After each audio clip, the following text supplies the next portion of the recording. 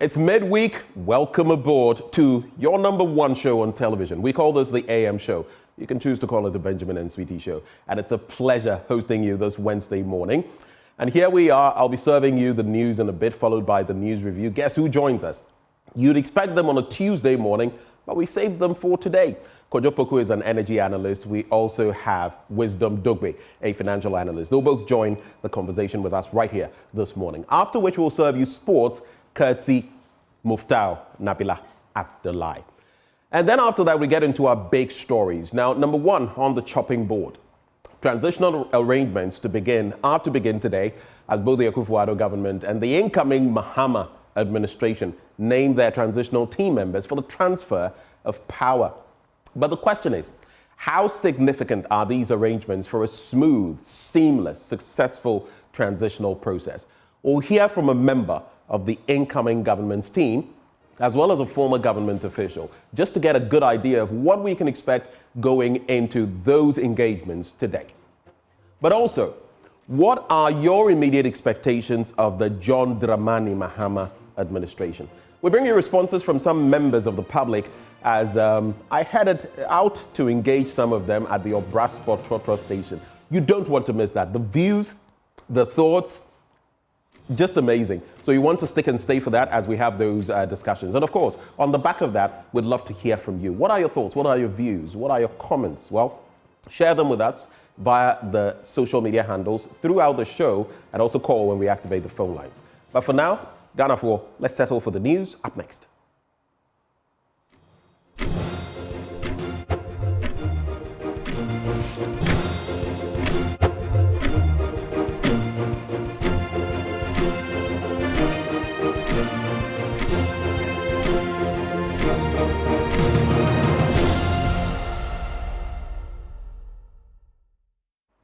Welcome aboard the news belt, and in our first story, President-elect John Dramani Mahama has condemned attacks on state institutions and installations over the last 3 days. Some people suspected to be supporters of the NDC have ransacked state institutions, including the NADMO head office, Ayawasu East Municipal Assembly, Kaneshi Metro Mass, Kumasi Metro Mass, and Sawam EC's office, and some key institutions. Mr. Mahama urged the perpetrators to halt the acts of vandalism in an address to the nation. Maxwell Agbagba has more in this report. My brothers and sisters, I come before you tonight as your president-elect. The president-elect reiterated his earlier message from his post-declaration speech, urging the youth not to channel their frustrations into criminal activities. Instead, he encouraged them to focus on rebuilding the nation positively. I've received reports of attacks on state offices and installations. While it's unclear who is behind these attacks, I condemn them in no uncertain terms. These acts must cease immediately. As I said during my post-declaration speech, I urge the youth not to vent their frustration in criminal enterprise. Instead, they must channel their anger and frustration into the positive enterprise of resetting and rebuilding our beloved nation. John Mahama also called on all Ghanaians to remain calm and avoid actions that could undermine the country's democratic institutions. He urged President Akufo-Addo and the security agencies to act decisively to address the ongoing acts of lawlessness. We have fought hard for change, and now is the time to demonstrate our commitment to rebuilding the Ghana we want through unity and understanding.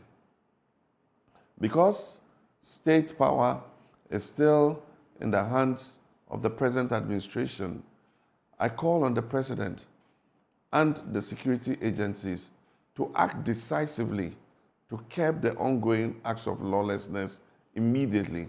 To God be the glory, great things He has done. Earlier, John Mahama welcomed the executive presbytery of his church, the Assemblies of God, led by General Superintendent Reverend Stephen Wengam, to his residence. The church visited to congratulate him as the president-elect. John Mahama says although he was expecting a positive outcome, the emphatic victory was from God. And especially in the run-up to this election, I know all the prayer networks and chains that were actively praying for our success. And this cannot be by our might. I was positive that we'll win, but the extent of this victory, I mean, it can only be God's hand at work. And it's one of the biggest endorsements that Ghanaians have ever given to any president. And so, like our General Superintendent said, this is the time we need prayer even more, because the expectations of Ghanaians are going to be very high. And we all know that the country is in a severe economic crisis. It's going to take a lot of hard work to bring it back. And so we'll expect that the church will continue to pray for us. General Superintendent of the Assemblies of God Church, Reverend Stephen Wengam, who led the delegation, assured the president-elect that the church will at all times stand firm with him in his quest to reset and lead Ghana as its next president. Incursions you made into certain regions, which we all knew that for a few years ago it was a no-go area. We are all overwhelmed. Everybody who has witnessed this election has confessed that this is the finger of the Lord. And you have also vindicated God. Now men know that when you place your faith and your trust in the God, especially Jesus Christ, He makes all things possible. We know the battles you fought, you were vilified. We are glad that this level of victory has proven. And nobody could chalk the level of success you have chalked if the Lord was not with him.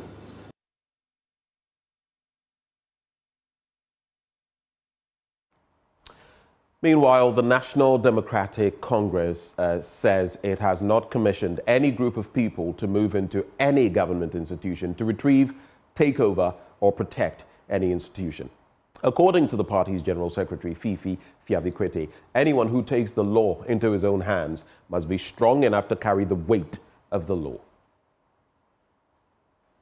As you appreciate, sometimes after 8 years of what we've gone through, sometimes people tend to go a bit overboard. So we have sent a clear message, released a statement earlier today, urging our rank and file to show moderation, to make sure that we keep to the law, that people cannot take the law into their own hands, and that the security forces have the right to ensure, the law enforcement body has the right to ensure that the laws of Ghana are respected at all moments. We pleaded with them and told them that, listen, things will be done properly once the president-elect takes over from January 7. What needs to be done in terms of accountability, people who have done what is wrong will be duly punished. We ensure the institutions of the country work properly. So I want to use this opportunity once more to reiterate and make a call to the rank and file of the NDC that even if there is provocation, even if there seem to be legitimate reasons why people need to do what they get to do, there's a need to always wait for proper instructions from the highest level and also ensure that everything we do is done according to law. Now, chaos and agitations between aggrieved members of the MPP and the NDC at the Ablekuma North Parliamentary Constituency Results Collation Centre devolved into quite a bit. Now, collation for both Ablekuma North and Okaigwe Central have been sent to the Regional Collation Centre after party supporters disrupted the process on Sunday. So far, Okaigwe Central has been resolved with results declared in favour of the NDC's Baba Sadiq. The NDC's candidate, Irabna Oben, has been declared winner of the Ablekuma North parliamentary seat. James Aveji has more. Chaos here at the EC Regional Coalition Center has come to an end. The day has been marked with chaos after chaos. Distracting the process was NDC party supporters breaking glass windows to the EC's Coalition Center.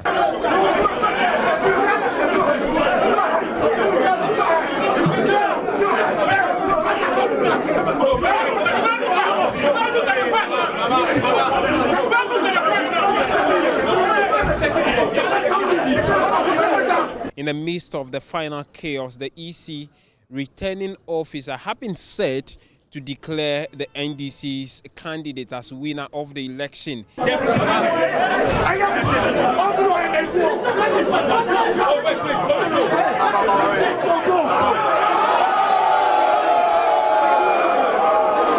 Our cameras could not capture that declaration, nor any figure mentioned of the two sides as to what the NDC and the NPP have got from the coalition. And I must also put on record that the entire 281 polling stations have not been fully collated. As at the morning, only 219 have been collated, and that is the figure the EC have been set to use to declare the result. We can hear from the NDC candidates. The NPP candidate would have conceded honorably for the sake of the people of Ablekumanov, for the sake of the peace we have in this country and what we need.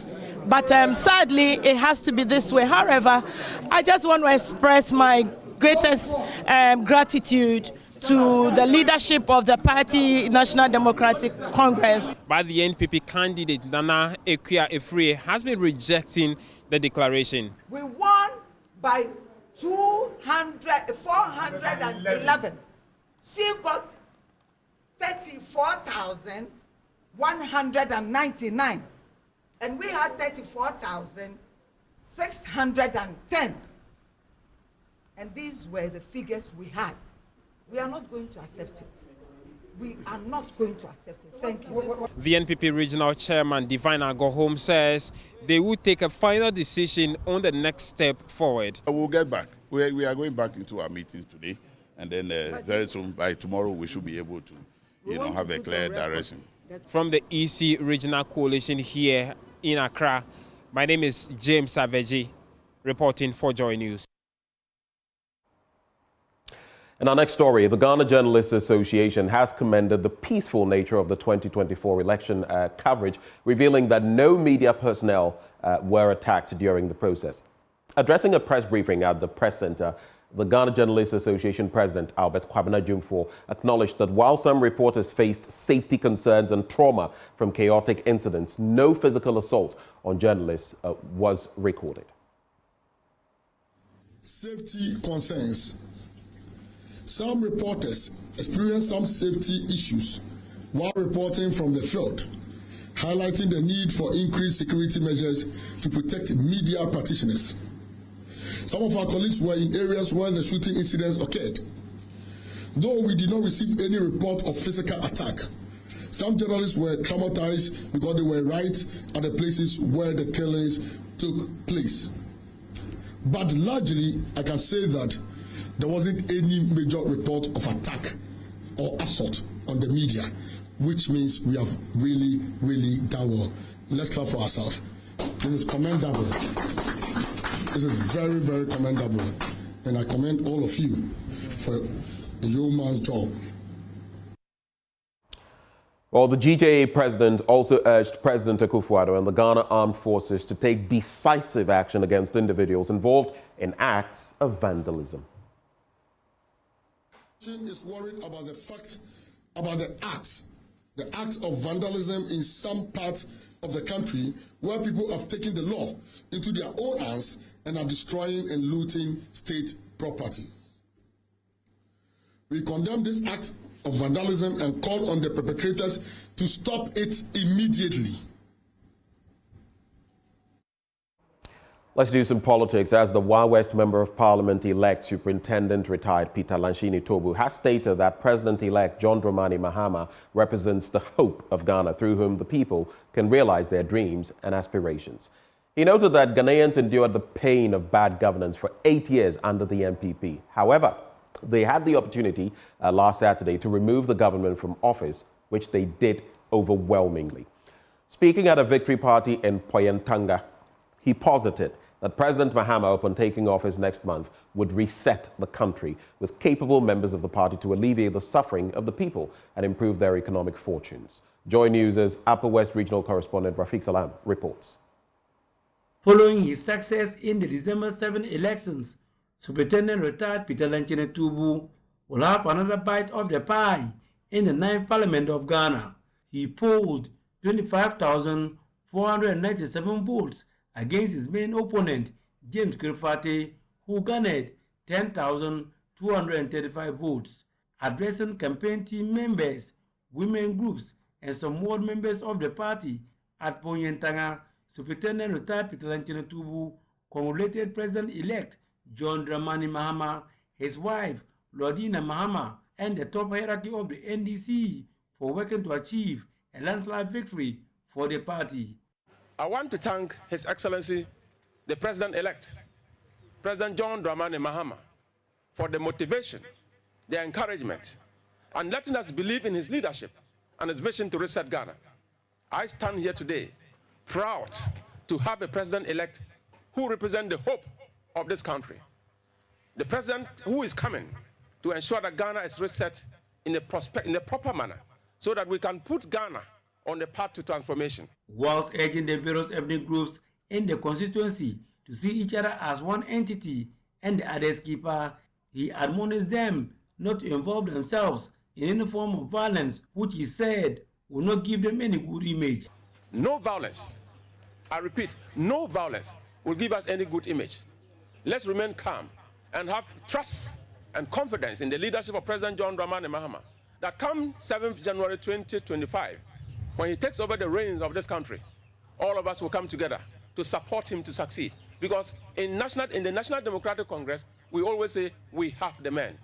And when I say we have the men, I mean we have the men. Our men are not like the Goro boys that we had for 8 years, who have turned this country into a very useless tool. And we're attracting insult from all over the world. It's embarrassing to have a government of this nature. But we suffered the pain for 8 good years because that is democracy. You will have the best, you will have the worst, you will have good ones. But at the end of the day, you have the opportunity to make a choice. We've chosen again. I've made a choice for an experienced driver, a humble gentleman, a man who knows what to say. He knows the road. So we are going by somebody, let's go with the man who knows the road. A former Warwick District Chief Executive and a member of the campaign team, Adamu Dasana, urged them to close their ranks and seek forgiveness from persons they may have hurt during the campaign. God will not give you food just to go and find it on the road lying down. God passes it through somebody, and that is what he has done. And the food or the person or the people that God has passed this food through is the people who have voted for us. Let us respect each other as a people. NDC Warwick Constituency Chairman Matthew Vary was grateful to the electorates for voting massively for John Mahama to return the power to power, assuring them that they will not regret that decision. We are very grateful to you all, people of our West, and we think that the victory is not about the campaign team members, it's not about Honorable Peter Lenchene, it's not about John Dramani Mahama. The victory of today, we are standing this morning, it's about Mother Ghana.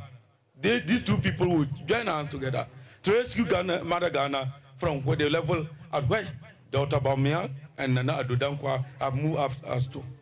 Warwick Women's Organizer of the NDC, Jennifer Osman, on her part, commended President-elect John Dramani Mahama for choosing Professor Jane Nana Opoku Ajiman as his running mate, arguing that she is not in doubt that the massive support shown to the NDC in the polls is as a result of a nomination the Victory Party held at Poyentanga will be replicated in the other 17 wards in the constituency. Reporting for Joy News, Rafik Salam, Poyentanga. Staying on the political sphere, the MPP's 2024 presidential candidate, Mahmoud Bawumia, has called for unity in the party after suffering one of its heaviest defeats. Addressing party supporters who called on him to pledge their continuous support for him, Dr. Bawumia thanked the party faithful and reiterated his commitment to the party's ideals and future. The vice president called for calm within the party, urging members to move past blame games, reflect on what led to their defeat, and bounce back stronger. My colleague Kenneth JC was at the vice president's residence and came through with this report. Addressing party supporters at his official residence a day after the Electoral Commission declared the results, Vice President Mahmoud Boamah said internal data shows that 40% of electorates that voted for the MPP abstained from voting this year, while John Mahama maintained his votes from 2020. Election yen na yedema NDC. Enye omo na omo bi ni. Omo numbers no ansesa from 2020. Yen yede no above form by 40%. Enti analysis no eye simple. Inti adia me pese nyina ye hu say united we stand, divided we fall. Among the crowd were MPP MP-elects for the Wejagbawe and Trobo constituents respectively, who pledged their support for the MPP flag bearer. Now the whole world, even Americans, Donald Trump in 2020, he couldn't do what you did. We hear about all the pressures yet sitting down from all manner of countries, but you are just the man. Listen, Obianco election, what campaign it is that? Doctor, trouble for your door. Yenja wumu de biara da. Esansa wushe Greater Accra. Only constituency a ma will vote a trouble constituency. Nah, you better try everything possible. Ya nyoma na eshiegu.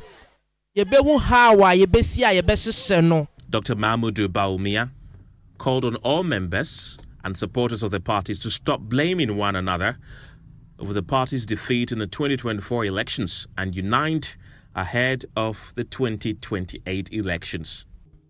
His ways are not his ways. Enti, who pay no. Don't start blaming people. Blame game no, a bit destroy. Let's come together. Because ye name say, if we are young, and I had the power no mouth. And to just say, so that by 28, no, we are united. Once we are united, no, with a goal, you are going to win in 2028. And unity, no, here. Stop the blame games. Let's look at the future. The supporters came from 5 constituencies in the Greater Accra region: Anya Soutuum, Klote Kole, Wejagbawe, Ayawaso East, and Trobo, to show their unflinching support for their defeated presidential candidate. It is time now for business, and Sweetie Abochi will be serving you this morning. This is the business update in the AM News Bulletin. Now, in our first story, energy strategist Dr. Yusuf Sulemana is predicting a 50% reduction in operational losses of the Electricity Company of Ghana should President-elect John Dramani Mahama go ahead with plans to privatize aspects of ECG. According to him, although he believes the move is feasible, there must be a deliberate attempt to target the distribution and revenue end of the company. And reacting to plans by President-elect John Dramani Mahama to privatize aspects of ECG and to deal with the revenue and distribution challenges, Dr. Sulemana maintained if well executed, it will reduce technical losses. There's more. I think it will, if I tell it will go down by more than 50%. Because see, most of these losses, like I explained earlier, if you look at even the technical losses that we have, it's because of the financial wherewithal of ECG. I mean, the financial, problems with ECG. So I can say that it will be more than 50%. And this loss, if you can reduce it more than 50%, you can imagine the kind of money that we're going to make. So I think it's feasible once we are able to put our foot on the ground, get a private sector and learn our lessons. Very important, because a lot of things that have come over the table and they've gone into the drain, fizzle out. If we learn our lessons, whatever made PDS not to work, if we learn our lessons and we don't go back to get a private sector who will not be parasitic in the system, but be a symbiotic and a very business-focused private sector, I think we're going to have a game-changing institution. In other business news, traditional authorities of the Ashanti region are admonishing the government to consider reactivation of a national carrier to boost air travel. This comes after the Prempeh 1 International Airport in Kumasi received its first set of international passengers traveling on Ethiopian Airlines after the upgrade to international status. Now, to this end, Ghana Airports Company Limited is courting travelers to patronize international flights to Prempeh 1 International Airport. Managing Director of Ghana Airports Company Limited, Yvonne Opari, spoke of the potential of commercial flights to the airport. Here's more. This is a maiden flight. This is a test pilot flight. And so based on this, we are sure that other airlines would also be encouraged to come on board and patronize Prempeh the First International Airport. I encourage all residents of Kumasi and the neighboring regions to patronize this initiative that we've started because it is the patronage that will determine whether or not this would be viable.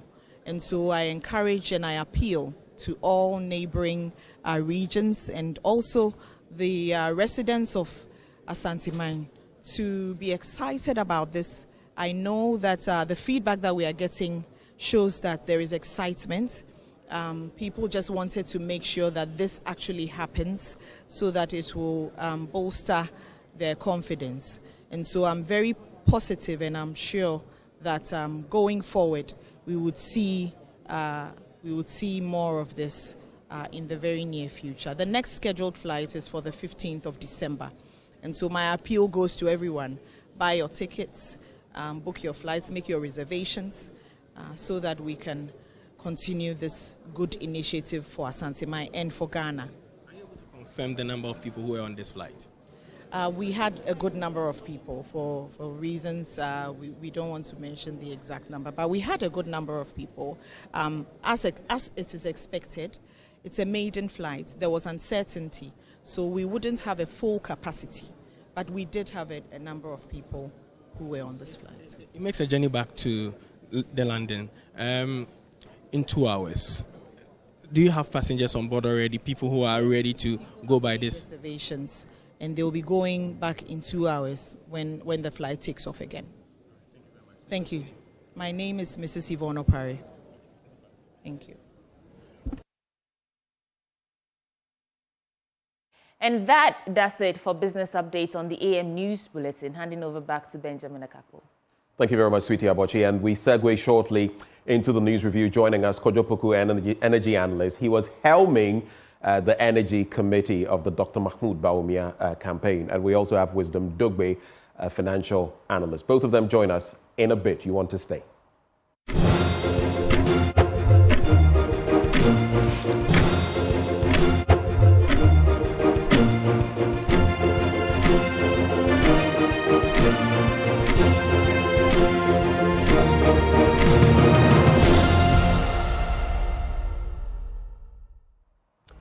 Well, thank you very much for staying with us. Sweetie Abochi, I see you're still in the election headquarters mood. And, yeah, I got this yesterday and I had to wear it today, so here I am.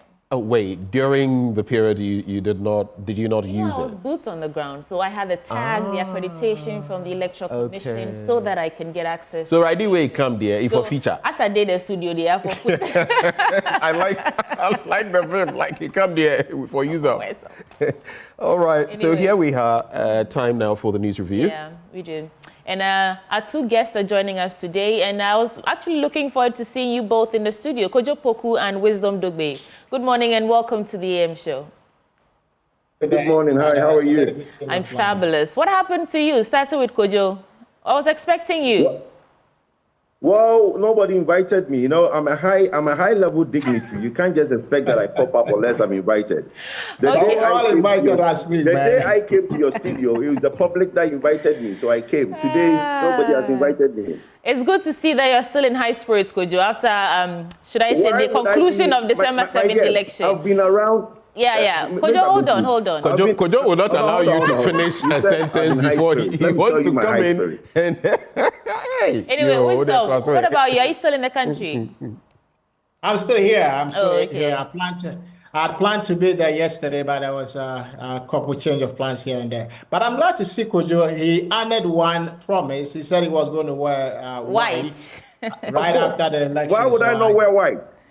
Okay, gentlemen. Why would I? You see, there's a lot that a lot of you don't seem to understand. What's that? I mean, what has happened? We went to an election. Ghanaians have made a decision. It's beautiful, right? All right, only thing why there's a red The only thing I'm only saying. I mean, Kojo is sounding very, defensive. I mean, let a question be posed. I'm not defensive. You wouldn't even let me speak. How am I defensive? You are not letting anybody speak this morning. People start sentences and you're already in there. I'm going to keep quiet. 4 years, right? It's okay. Don't worry about it. Okay. No, it's 8 years. It's not 4 years. I think we should just give Kojo his 1.5 minutes or 2 minutes time to share his thoughts with us this morning. Kojo, your take now. Well, I thought it was 2 minutes. Why did that mean 1 minute, 1.5 minutes? And that's 5 seconds gone. Well, that's fine. I mean, good morning to your cherished viewers. We all went to the election on Saturday. Ghanaians have spoken. The MPP camp, Dr. Bawumia led campaign, did the best, did the most, put out there his policies and why he wants to lead Ghanaians. Majority of Ghanaians who went to the polls, unfortunately, the turnout was very low, decided that they want the country to have a different direction and they want the John Dramani administration back. Well, that's what we practice democracy. So we accept it and we move on. What I really intrigue about is that most of the people who did not understand what we were talking about, that, look, let's have a level of continuity, but not a level of distraction when people tend to say that let's reset. There's a lady who, interestingly, I saw on social media, happy posting a Yuzu, a Yeza, and dancing all over. Then yesterday, I see that same lady posting, oh, it's wrong. It's not fair. They can't do that. Why is NDC tax doing this in Tamahabo? They can't take over the place. And I posted to her and said, look, you see, you guys don't seem to understand what you brought upon yourself. But there's a very simple saying, Konfuboni oti krubebono, otimbi. So we're all going to live in this country and see their decision if they've made. If it's the right decision, we all enjoy it. If it's the wrong decision, look, you don't have the right to complain. Okay. Thank you so much, Kojo Poku. Time, I guess, will tell. Wisdom, your take now. So, good morning to you and your viewers. There is nothing like continuing the level of corruption that we have seen in this current administration and also the hardship that the average Ghanaian had to endure. So I believe that the Ghanaian public, they have voted well, they voted for their destinies, to reset this nation, to create equal opportunity for all, which is what we'll see. The decisions that will come out from this administration, Kojo will see, and all Ghanaians will see that that is the best direction we have to go as a nation. But I'll say this quickly. I will say that Professor Jane, she has really broken barriers all her life. By becoming the first female vice president is a new high for her and also for our country. It is history, and it will be studied for years to come. I think that her election symbolizes, significant breakthrough in a traditionally male-dominated political arena here in Ghana. And it also challenges long-standing gender norms and stereotypes, and it paves the way for greater or even higher female representation in leadership roles in the nation. And for me, as someone who is a father also to girls, I think this is huge, right? Because we have a female vice president, and she will serve as a powerful role model for women and girls across the country, in fact, across Africa. It demonstrates that women can achieve higher political office here in Ghana, and it also encourages the next generation to pursue more leadership positions, fostering a culture of ambition and possibly, letting the young girls and women know that it is possible to achieve those higher grounds here in Ghana.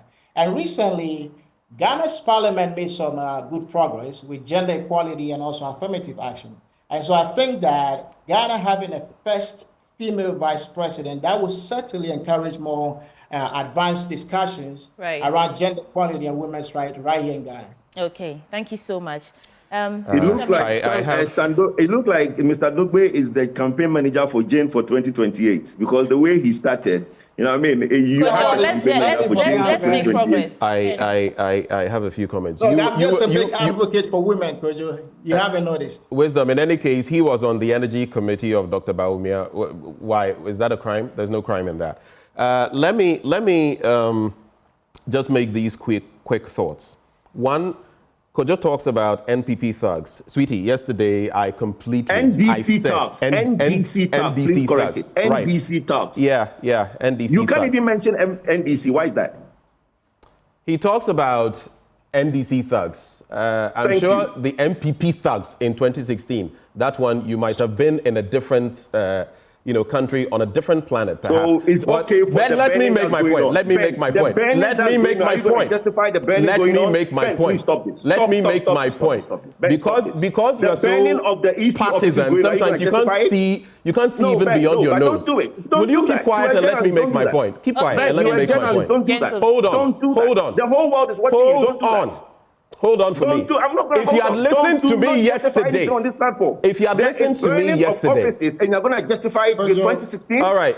Don't do that. Are you done? Are you done? Do not. No, Ben. Do not. No. We are not putting a pin in this. We are not putting a pin in this. Don't do it. Are we done? Do not justify the burning of EC offices. Okay. Are you done? Do not burning the region of. Are you done? Do not justify that. I mean, the hypocrisy of people doing this is what. Will you allow me to make my point, Kojo? In this country? If you continue like this, I will have to let my team to let you go. And you want to justify that? If you continue like this, I will let my team let go of you. We can have this conversation. Well, that's fine. I'm happy to go off. If that's what I'm going to sit on TV and do, I'm happy to come off. Ghana, for the point I am making, the point I am making, wisdom, hold.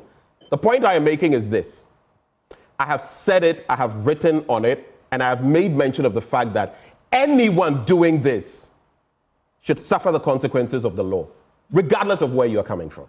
So these are dastardly. Will you keep quiet and at least let me say something? Let me say something. You're not the only one on the platform. You do this all the time. Today, I'll not allow you to do it. No, I don't. Now, the point is all the time. Ben, stop it. It's not right. The point is this. Anyone who listened to me yesterday would have heard me condemn these acts. Joyce Bawumia came here in the studio. I pushed her to the wall on those matters. Everybody who watched us yesterday saw that.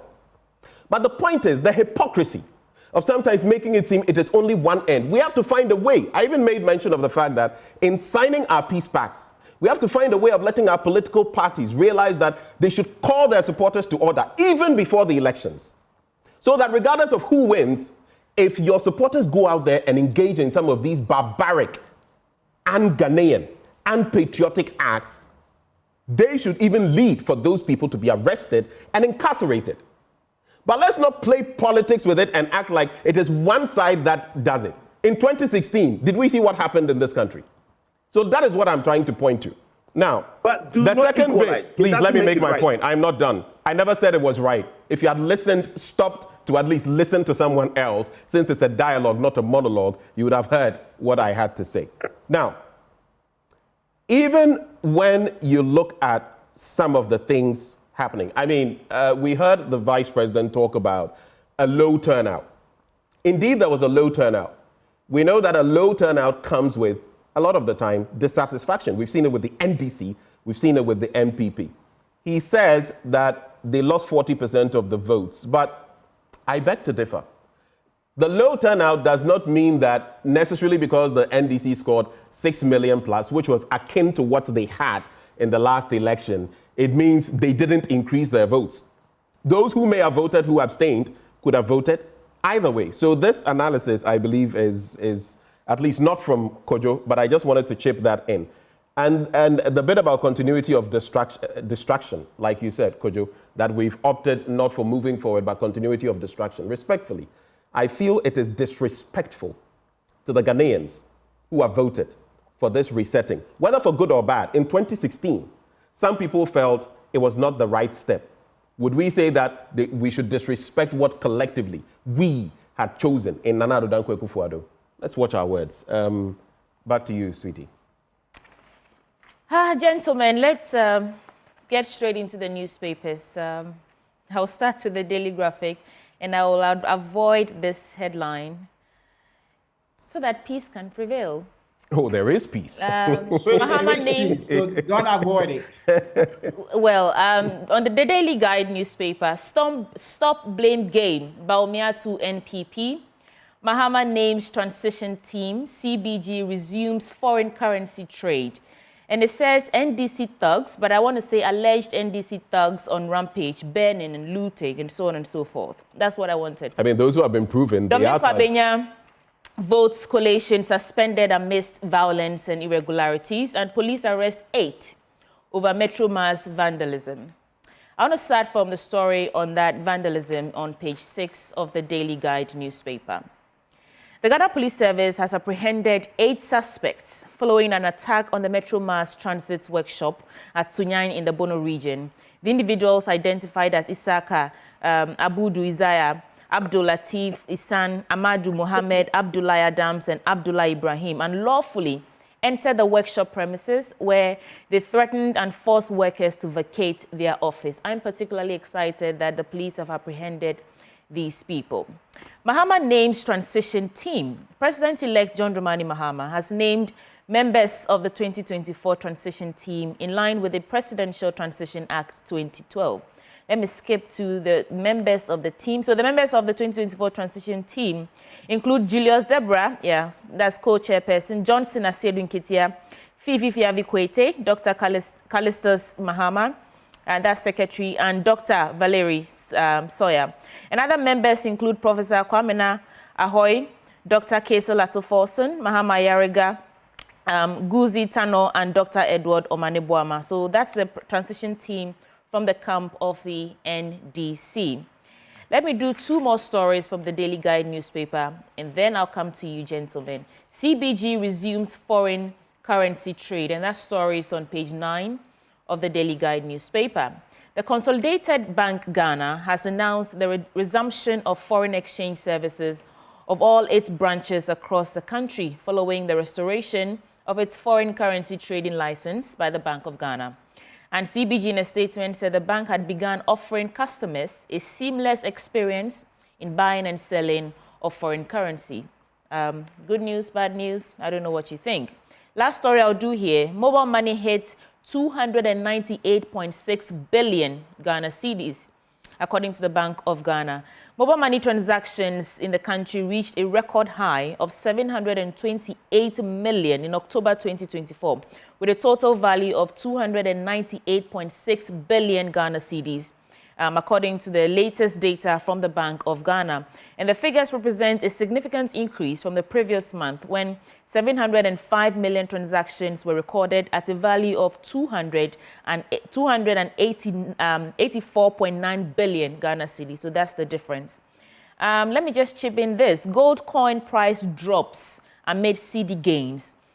The Bank of Ghana, or the Bank of Ghana's gold coin, available in 3 variants, a 1 ounce coin, a half ounce coin, and a quarter ounce coin, have experienced a price reduction as of December 9th, 2024. The coins are now priced at 41,001 Ghana cedis. I believe that is for the 1 ounce coin. 20,905 Ghana cedis. I believe that would be for the quarter ounce coin. And 10,887 Ghana cedis, respectively, reflecting a decline from their November 26th rates of 45,020, 22,409, and 11,188. What do you make of this, Wisdom? Let me start with you. Sorry, I think the president-elect has named a very solid team of patriots for his transition. These are some of the finest political talents in this nation, and it also demonstrates, how serious and determined the president is for his second coming. He means business. The likes of Honorable Dr. Atuforson, Julius Debra, General Mosquito, Fifi Fiabikwete, and the rest. It shows they mean business, and they will hit the ground running in the best interest of this nation, to ensure a smooth and also effective transition of power. And I also think that the assignment is crucial to set the stage for the president and his incoming government to succeed. So I have no doubt that they will coordinate with between various stakeholders, including government agencies and party officials and outside experts, to ensure that all aspects of the transition are managed efficiently. My only take here is, and I believe this is top agenda item for the team as well, I think they should obtain a detailed briefing from outgoing officials on pressing issues, right? Ongoing projects, including the controversial ones. and potential challenges, including those that have not yet been made public at this point. And I also believe that the team will work to better understand the current government, their existing policies and programs, including the failed ones, the failed policies, so that President Mahama's new administration can take quick and decisive action to rectify or totally discontinue some of these failed policies. Right. And will that be all? Other topic, yeah, so I also saw these reports about these attacks on the NADMO building, the Ghana Gas office, Yawaso East Municipal Assembly in Accra, several other areas across the country. I mean, that is quite unfortunate. If it is indeed true that these attacks were orchestrated by supporters of the NDC, I would say they should tone it down. I want the youth of this country to be rest assured that the president-elect, His Excellency President Dramani Mahama, has heard the voices of the youth in this election, and he will pursue policies to alleviate their economic plight. Look, they've waited for 8 years under this economically repressive regime. Now the change that they yearn for has come, so they should exercise restraint for a few more weeks. If we damage state properties, the government will have to use funds that could go to youth programs to repair these properties. So it is important to avoid any form of violence at this time. As for the victory, it is come. Ghana has attained a second independence, from this economically repressive regime. So I will urge the supporters to remain calm and patient. I am optimistic that the change they voted for, that change will bear fruit for all of them. So now is not the time to destroy properties and engage in other violent activities at this time. Well, thank you so much, Wisdom. Kojo Poku, what's your reflection on these stories? Thank you. Look, running an economy is a science. When you are in that science laboratory and you are doing all the right things and your opponent is telling you that you're using the wrong apparatus and you're not doing the right thing and this we need to reset and blah, blah, blah, blah. We have seen the gains and the signs that the economy is on the right trajectory. We have seen the city gaining value. All these things were the signs that Dr. Amin and the government talked about. Like I said, Ghanaians have spoken. We've gone to an election. There's a new government. Wisdom talks about there's going to be equal opportunities. There's going to be reduction in hardship. Wisdom, look, mark it on the wall and me and you can have a wager of about $5 each. In 3 years' time, me and you will sit on this platform, right? And there will still be hardship. There will be worse hardship. There will be no equal opportunities for all because it doesn't exist. It's just things politicians like yourself tell people to make themselves feel good, okay? And where we are on the right trajectory, it will have basically taken a dip. Because look, because it's a science, you can tell everything that is being done right now, the NDC is saying reset. What it means is that the right apparatus being used to keep the country and the economy on the right trajectory is going to be stopped, okay? And the minute they touch those things, the minute they touch those apparatus and try to use others, which there isn't, this economy is going to tank again. Because, look, there are three indicators, and your financial analysis, so you know it. Inflation, depreciation of the city, okay, and whether you can basically tax your citizens to service your debt. Now, the next 4 years, the president, John Dramani, cannot say that he's not going to borrow. He needs to finance his program, so he needs to borrow. Either he borrows heavily or tax heavily. In that sense, how do you bring your inflation down? And how do you keep an eye on the cedi depreciation if you want to basically keep inflation and borrowing in check? It's a very simple matter. It's a tough task. We felt we have a handle on it. We are using the right apparatus to move the country forward. You guys are saying reset. That's fine. Let's reset it and let's see what happens. But I can assure the good people of Ghana that there is going to be hardship in 3 years from now. There is not going to be no equal opportunities, as you claim, because the one who is president has not put a single policy on the paper to tell us how he's going to do it, okay? And the team that he has, we've seen the old face recycled, okay? They couldn't do anything 2012 to 2016. How are they going to do it now? But look, like I said, we all live to see. Kojo, you sound so, you've lost hope. And I'll tell you this. What do you wanted me to have hope? Yeah, you sound like you don't have hope. in our nation, right? This is the thing. This I have hope in the nation. I don't have hope in the NDC. That's what I don't have. Yeah, so this is the thing.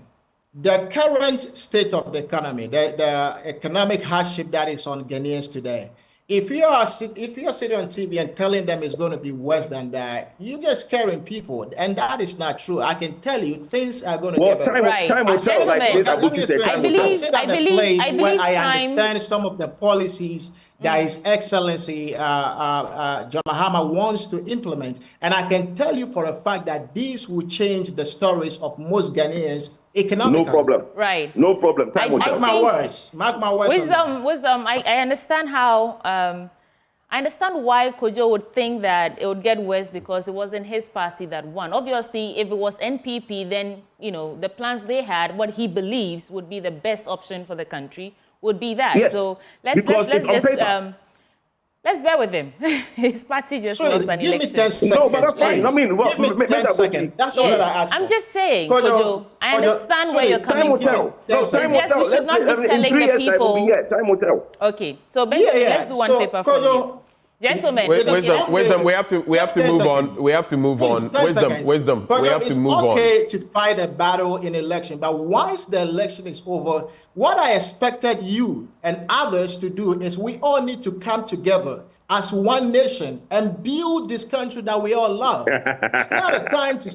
I'm telling you honestly. Perhaps it's not a time to sit on TV time for them to come around. So let's give them time. We need to come together and build the nation that we want. Wisdom, thank you very much. Thank you for those thoughts. And I'll go back to what His Excellency the Vice President said. Yesterday, I was saluting him for being such a fine gentleman and doing what he did, even when the EC had not declared results. But both the political parties knew how it was going. He made mention of the fact that they had lost massively, but he was conceding he accepted the verdict of the Ghanaian people. And of course, he was wishing Ghana well. And I think that is what we ought to be doing. And I dare say, no administration comes for us to wish that they will not succeed, because if they don't succeed, we as a people don't succeed. So if the people have spoken, right, we pray for better Ghana, not a worse Ghana in 3 years' time. But let's get into the Daily Graphic newspaper. First transitional meeting today, President Akufo-Addo, Mahama confer. Mahama appeals for calm, condemns attacks on public property. Jenapo Obin declared winners by EC, Okwe, Efrie, others to seek redress in court. Don't despair. Victory is possible in 2028. That's according to Dr. Mahmoud Bawumia. On the back page, Peace Council hopeful of seamless transition process. And I'm saying again, whether the Peace Council or any other entity, in the next election, when these politicians are putting pen to paper, we have to add there that, listen, no matter what, sign in there as well that you will rein in your supporters. In fact, I was calling on them yesterday. They are all putting out ads and do this and all those gimmicks. How about adding in there, in the advertisements, pre the elections, that look, supporters who will go out and vote, if you are from my party or you are voting for my party, don't engage in some of the activities that we've seen in the last few days. Those things could foster peace moving forward.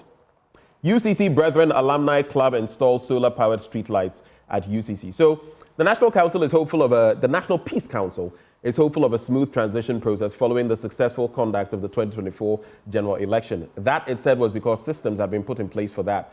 And, quote, I am hopeful that between now and January the 7th, they should be able to clear whatever needs to be done, and then we should have a smooth process. The chairman of the National Peace Council, Reverend Dr. Ernest Edujemfi, told the Daily Graphic in an interview. Then, we've spoken about the transition already. I will not go into that again, but page 13 is going to be my next stop. Mahama appeals for calm, condemns attacks on public property, and the president-elect, Mr. John Dramani Mahama, has appealed for calm and restraint following reports of violence and lawlessness in certain parts of the country.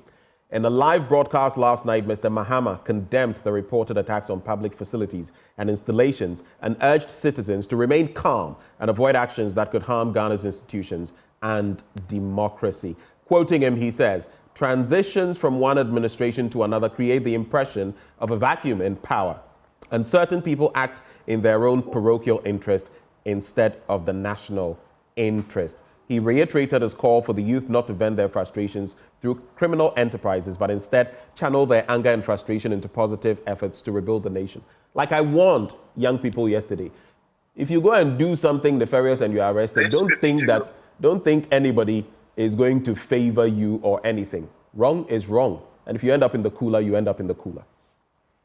Then there's also Jinapo Obin declared winners Okoye Afriye to seek redress in court. I saw that presser yesterday by Mike Okoye Jr. Now, the never-ending commotion that rocked some collation centers in the aftermath of the December 7 elections left a disgruntled Mike Okoye Jr. vowing to seek redress in court after his request for recollation of the Dome Kwabenya parliamentary results was challenged by his opponent, Elikplim Akurgo of the NDC. In the Ablekuma North constituency, a similar drama was at play when Okoye Afriye of the New Patriotic Party and NDC's Irabna Obin were locked up in a heated debate over pink sheets at the Greater Accra Regional Collation Center yesterday. So some of these are evolving. We also know, of course, there are also the 9 constituencies not declared by the EC, but some of them now getting into the fray. We'll see how that shapes up. And of course, for those who may be aggrieved, they know where to go. The High Court is where to go. On page 18, review process of transmitting certified election results, experts to EC. And of course, we saw some delays in there purportedly and the regional collation layer that had been added. So some governance experts have called on the EC to look into the process of how certified results at the polling level are aggregated at the national level for declaration and fashion a more convenient and faster way of transmitting election results. They said investment in technology by the Commission would help remove the bureaucratic bottlenecks and make the EC management body more effective and efficient. I'm talking about Professor Ali Duseidu, a political scientist, head of the political science department at the University of Ghana, and Dr. John Osai Kwapong, project director, Democracy Project. But the other side of this is that we are all also quick every now and then to say, the EC is spending too much money. So I guess we must find some balance in there. The final bit, this is just a headline. I'll prioritize road projects in Ningo Pram Sam George, and then 20. Okay, so that story continued there. Gentlemen, quick thoughts, and then I'll give you some interesting bits of history that a professor friend of mine has shared. I'll start with you, Kojo. Well, there's a reason why science don't believe in God, because science is facts, data, and everything that happens has to be proven. You can't pray for a better economy. You can't pray for a better Ghana. It's either the science of it happens or it doesn't. So I don't believe in all this thing of let's pray for a better Ghana. The science is in front of us, and like I said, time will tell.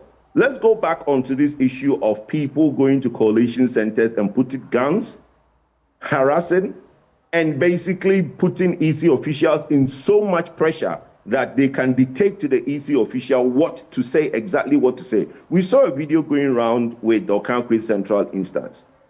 You do not win parliamentary seats on social media.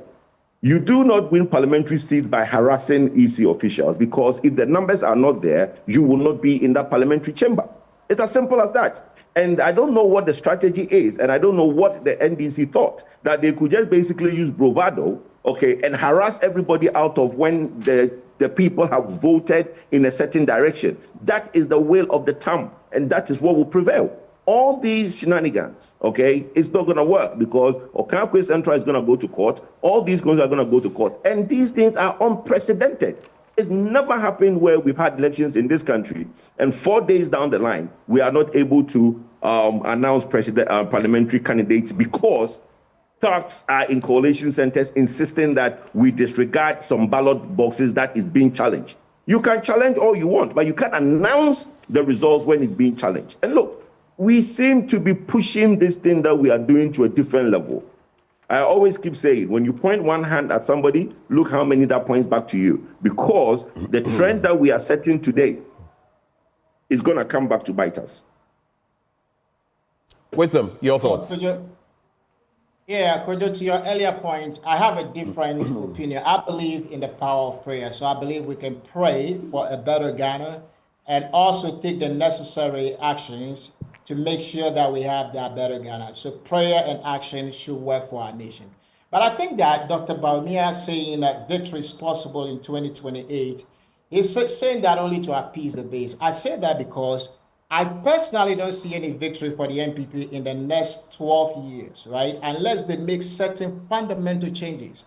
Changes that will make the ordinary citizen feel the NPP cares about their bottom lines, about their economic freedom, about their opportunity for all. Right now, the NPP is not a party that represents all the people. They lost this election very decisively because of the arrogance of power. They didn't care much about the concerns and the voices of the average Ghanaian. They lost because of the severe economic mess that they have driven this nation into. And I fear that until they make fundamental changes in their party, it's better they don't waste money contesting another presidential election. Look, the MPP has they have some the MPP has some soul searching to do, right? And make peace with themselves by first acknowledging and addressing the issues. They have to start by openly acknowledging their problems of corruption and economic mismanagement and demonstrate a genuine commitment to transparency and reform. They have to apologize, man. They have to apologize to Ghanaians and demonstrate that they can be trusted with the affairs of this nation again. Otherwise, I see them in a position for at least 12 years. Nothing is possible for them until after that time. They failed to implement sweeping anti-corruption measures when the whole country was pleading with them. And they kept telling them that, look, you guys, your best performance numbers were the worst performance numbers under President Mahama. They failed to promote an inclusive government and made our judiciary less independent. I mean, they just didn't prioritize restoring trust with the public. The sad part, you know what? The sad part of how seriously... Brief comments, gentlemen, briefly. Okay, go ahead. Quickly. The sad part of how seriously the once mighty MPP has fallen, Benny. The sad part is that some of these MPP leaders, including my very good friend and my brother here, Kojo, they are very smart people. They sometimes know their stuff inside out and outside. The only problem is that they don't always use it to benefit the entire nation. They sometimes use it to create loot and share. And that is why the good people of Ghana just fired them into opposition. Well, I guess it strikes both ways. They say the smartest, kind of person who would do ill to you is the one who is very well educated. And I think we've seen those on both sides of the aisle. But I just want to chip in this before I go to this bit. When Kojo talks about prayers, I agree. In fact, James will tell you faith and works, and prayer on its own will not do anything if you don't apply yourself to it. But, I'm just interested when you see the candidates of both parties and attending this church and that church and prayers and donning veils and getting prayed for, what does that signal? Of course, we must back the prayers up with work. But a good old professor friend of mine sent in this message. Are you aware that the Central Region, and I don't know whether he wants me to, I have his permission to mention his name, that's why I'm not mentioning it. Are you aware that the Central Region holds 5 records as far as vice presidents are concerned? 1, they produced the very first vice president of Ghana in the person of Professor de Graft Johnson in 1979. They have produced 5 out of the 7 vice presidents of Ghana. They produced the first vice president to go on to become president in the person of His Excellency, may so rest in peace, John Evans Atta Mills. 3 of the 5 VIPs were university professors. And now I'm remembering a car. And now they have produced the first female vice president. That's a lot of firsts. Yeah, especially for Nana Jane. I saw her record of the number of firsts she's had as the first vice chancellor, first person to be elected as, I think, chancellor for a public women's university. Anyway, a female for a public university. Yeah. Let's get into the custodian newspaper now. It's not a coup d'etat. Bawumia tells Mahama to stop rampaging NDC supporters. Let's end blame game. We talked about that. NPA, other SOEs targeted, that is state-owned enterprises, targeted for post-election attacks. There is a story here, though, that I want to really get into. It says Ghana, others to benefit from $150 million after risk participation facility. Ghana and other countries are to benefit from a $150 million facility aimed at de-risking the financial ecosystem under the implementation of the African Continental Free Trade Area. The other countries who are out of the commercial regions of the Trade Development Bank who are still going to benefit from this risk participation facility are Senegal, Angola, and Botswana. And this is through the instrumentality of the African Development Bank and the Trade Development Bank, who signed a risk participation agreement on the margins of the 2024 Africa Investment Forum Markets Days on Fridays, December 6th in Rabat, Morocco. And fiscal consolidation in Ghana, others to gain renewed focus in 2025, according to Fitch Solutions. Let me skip to this bit. On a lighter note, though, my prophecy will still come to pass. Nana Grada insists. She was saying that if the NDC wins, she'll go back to the shrine. And now she's saying that her prophecy will still come through. I don't know if there was a time frame that was given to the NDC winning and when she will leave the church and go to the shrine. She should remain in the church. I don't know what this woman is up to. She can still stay. Now, if there's anything I can do for the creative arts industry, I will. Baba Sadiq, we know he's an entrepreneur in the creative arts industry, especially in the music industry. So what is he saying? Music entrepreneur, newly elected member of parliament for Okaigwe Central, Baba Sadiq, has shared his vision for the creative arts sector. In an interview on Hits FM yesterday, he said that his primary focus will be on representing the people of Okaigwe Central, while also leveraging opportunities to support the creative industry. Whatever you can do for that industry will be well appreciated. There's one last story I want to get to in the Custodian newspaper, and then I'll come to you, gentlemen. Of course, the Joint Transition Team meets today. My economic reforms will give Ghanaians basic needs. That is according to President-elect John Dramani Mahama. And he's pledged that economic reforms during his second term will empower Ghanaians to meet their basic needs. He emphasized that the 24-hour economy policy would be central to his vision, aiming to create well-paying, sustainable jobs. And this was after he was declared winner of the 2024 elections. Gentlemen, what do you make of these stories quickly, and then we can move on to other stories? Let me start with you, Wisdom. So on the fiscal consolidation topic, I skimmed through that report from Fitch Solutions. Right. That fiscal consolidation across sub-Saharan African countries, including Ghana. And the main point that jumped out to me was that countries like Ghana will continue to experience higher fiscal shortfalls in the coming year. And that is why I think we need a fiscal council, as recommended by the Institute of Economic Affairs. If you think about Ghana's current economic crisis and how often we have to run to the IMF for bailouts, this clearly shows that we may be failing as a nation when it comes to pursuing sound economic policies. We have no buffers against global shocks, and sometimes we react with knee-jerk decisions that further make the situation worse for the country. And so, yes, I think the whole nation needs to press that reset button. Ghanaians have voted for that. And let's pursue sound economic policies, including the 24-hour economic policy. But these are policies that are necessary to build a resilient and a robust economy. We are blessed with so many natural resources, yet we can't leverage that to build a formidable economy, sweetie, and ensure that the average citizen has the opportunity to succeed.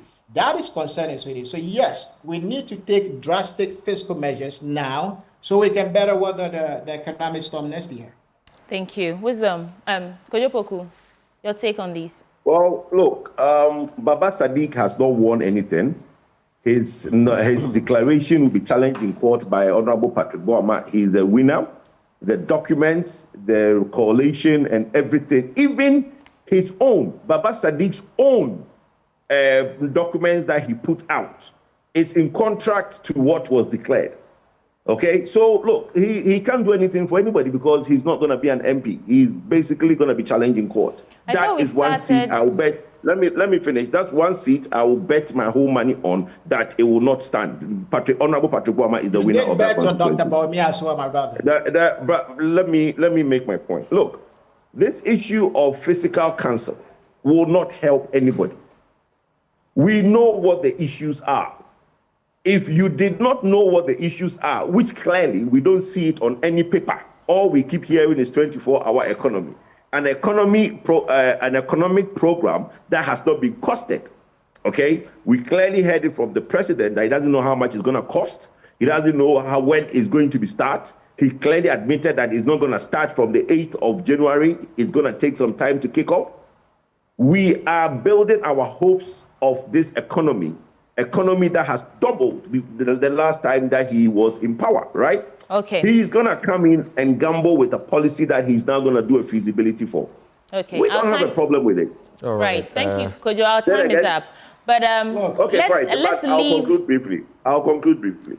We don't have the problem with that. All I keep saying on this platform and going forward is that the beautiful thing on our side is time. Thank you. Ben. Yes, I'll just wrap with headlines. But let me just say, it's interesting sometimes when we all want policy frameworks for. As of now, where is the policy framework really for free SHS? When in 2015, before 2016, Nana Addo Dankwa Akufo-Addo was talking about free SHS, and if we all should have policy and exact amounts, I'm just asking the ordinary Ghanaian, where was the policy and the in-ground and how much we'll spend on free SHS in 2015? We like selective amnesia. Are you saying that wisdom, please, let me do this. The Ghanaian publisher, Stop Rampaging, NDC supporters told.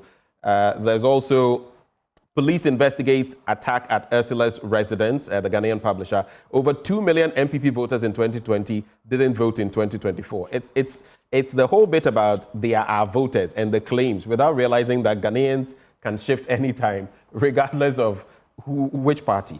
The new publisher, Nahu Kozam, blame games hits shocked MPP. Big boys fingered in anger pictured there. Kenneth Oriata, Nana Addo Dankwa Akufo-Addo, Party Chairman Stephen Ntim, and the National Security Minister. Daily analysts, I think I'll just do... Okay, so it says Julius Deborah heads Mahama's transition team, co-head. And the New Center, One Ghana Movement condemns post-election violence. That's it for me. Sweetie, would you like to take us away? Yes, thank you so much, Kojo Poku and Wisdom Dogwe. I wish I could give you some time to, conclude, but we do have to go, hopefully next week. And that's it for the news review segment. Please stay. Sports comes up next. Mufta Nabila Abdullahi will be serving you.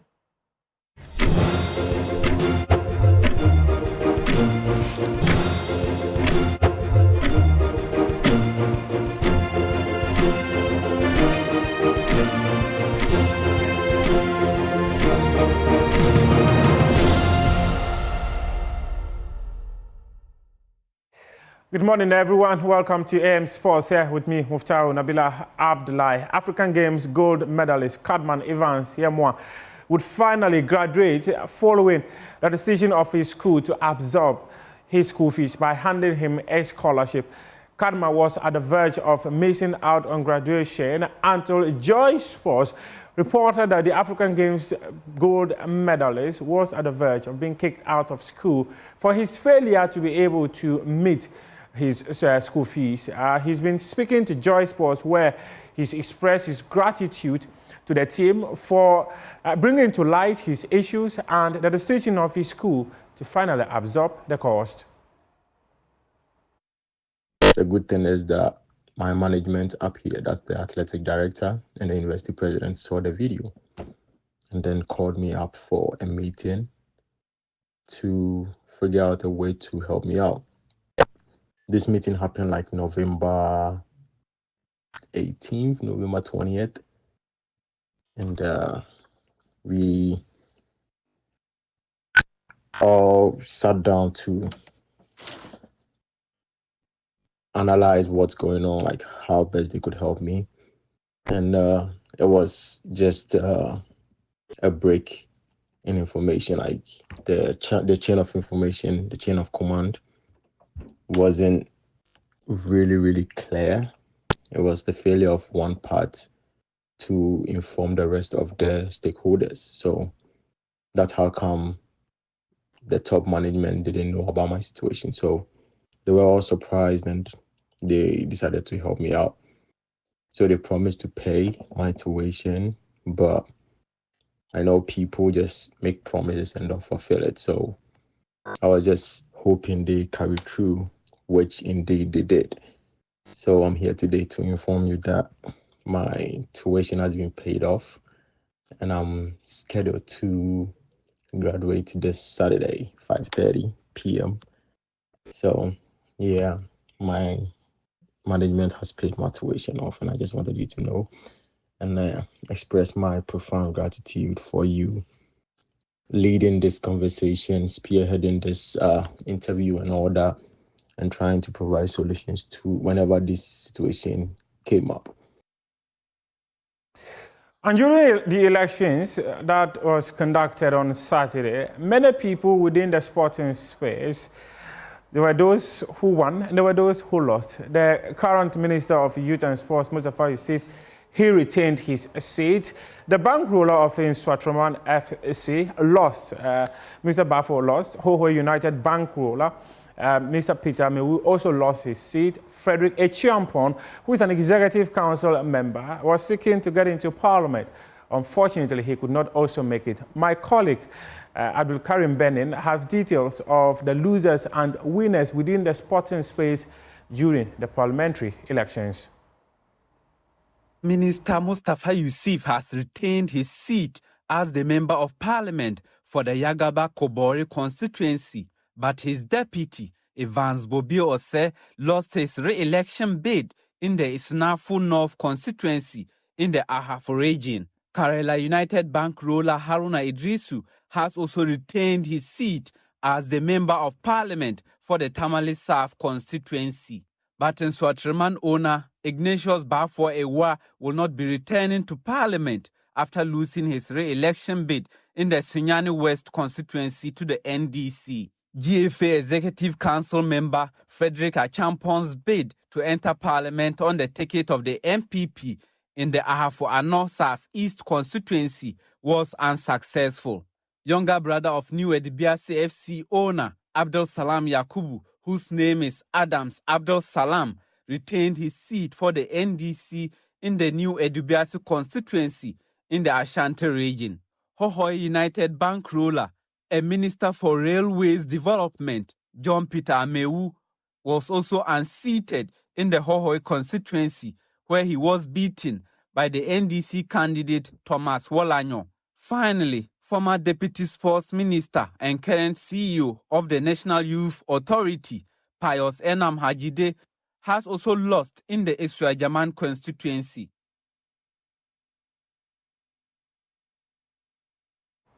The Sports Writers Association of Ghana, they have released a statement congratulating President-elect John Dramani Mahama and have called on him to invest more in sports. Let's take a look at the statement that was released by the Sports Writers Association of Ghana and signed by its president, Omane Boamah. It says that the Sports Writers Association of Ghana, SWAC, extends its warmest congratulations to Ghana's president-elect John Dramani Mahama on his recent election victory. And they said that SWAC is thrilled to see a new era of leadership unfold in Ghana, and we look forward to working with President-elect to promote sports development in the country. President-elect, His Excellency John Dramani Mahama, demonstrated his commitment to the development and promotion of sports in our dear country by engaging major sports stakeholders, particularly the Sports Writers Association of Ghana, during pre-elections. SWAC urges the President-elect to increase funding for sports development, develop a comprehensive sports policy, sports grassroots, sports development, create sports employment, and make the sports sector a major part of the economy. This vision has the potential to unlock the vast talents of Ghanaian youth, promote national unity, and generate significant revenue for the country. We applaud the peaceful conduct of the elections and the gracious concession by Vice President Mahama Bawumia. As you embark on this chapter, we wish you wisdom, strength, and courage. May your presidency bring prosperity, stability, and growth to Ghana, and may your vision for sports development and promotion become a reality.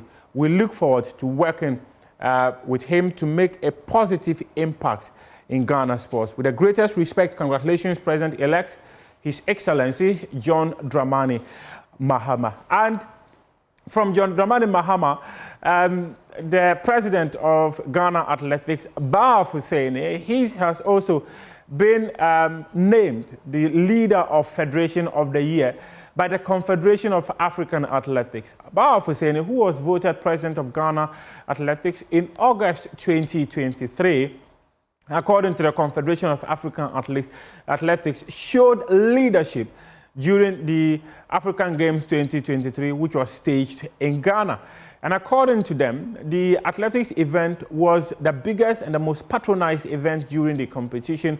And it is through the leadership of Bawumia Hussein that this success was chalked. Hence, their decision to name Bawumia Hussein the Athletics Federation's leader of the year. And this is the continental rankings following World Athletics Awards that was granted that was handed to various athletes just a few days ago. Also, one Ghanaian who earned recognition by the Confederation of African Athletics is Yao Ajuman.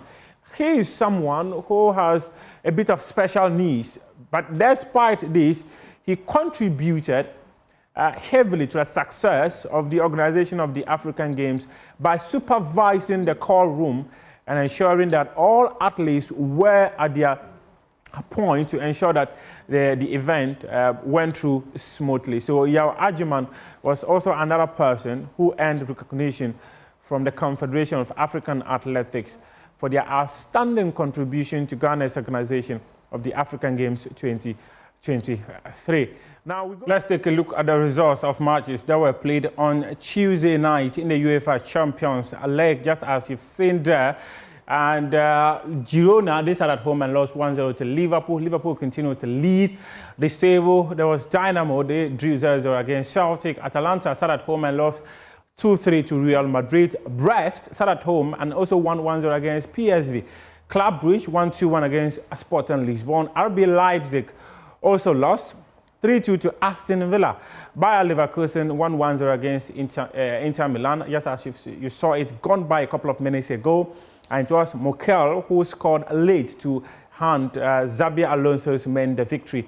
And the Salzburg were at home. They lost 3-0 to PSG. Shakhtar Donetsk, they also were at home. They lost 5-1 to Bayern Munich. More matches will be played later tonight. Let's bring the fixtures of matches of UEFA Champions League tonight. Atletico Madrid, they will come up against Bratislava. Lille will play Sturm Graz. Arsenal will play Monaco.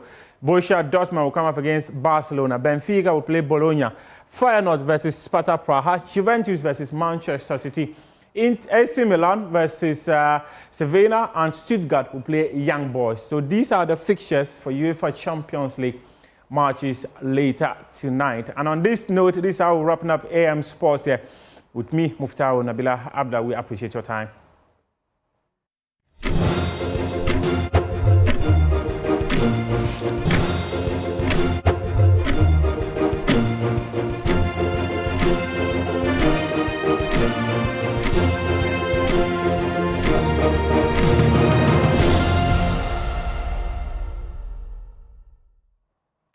Welcome back on the AM show. We get into our big stories. Now, after that annihilation, flagellation, obliteration of the New Patriotic Party in the last elections, we went out on the streets to find out what you, as Ghanaians, expected of the incoming Mahama administration. Well, I went to the Obra Sport and interacted with some of you, and this is what you had to say. That's what we're serving you up next.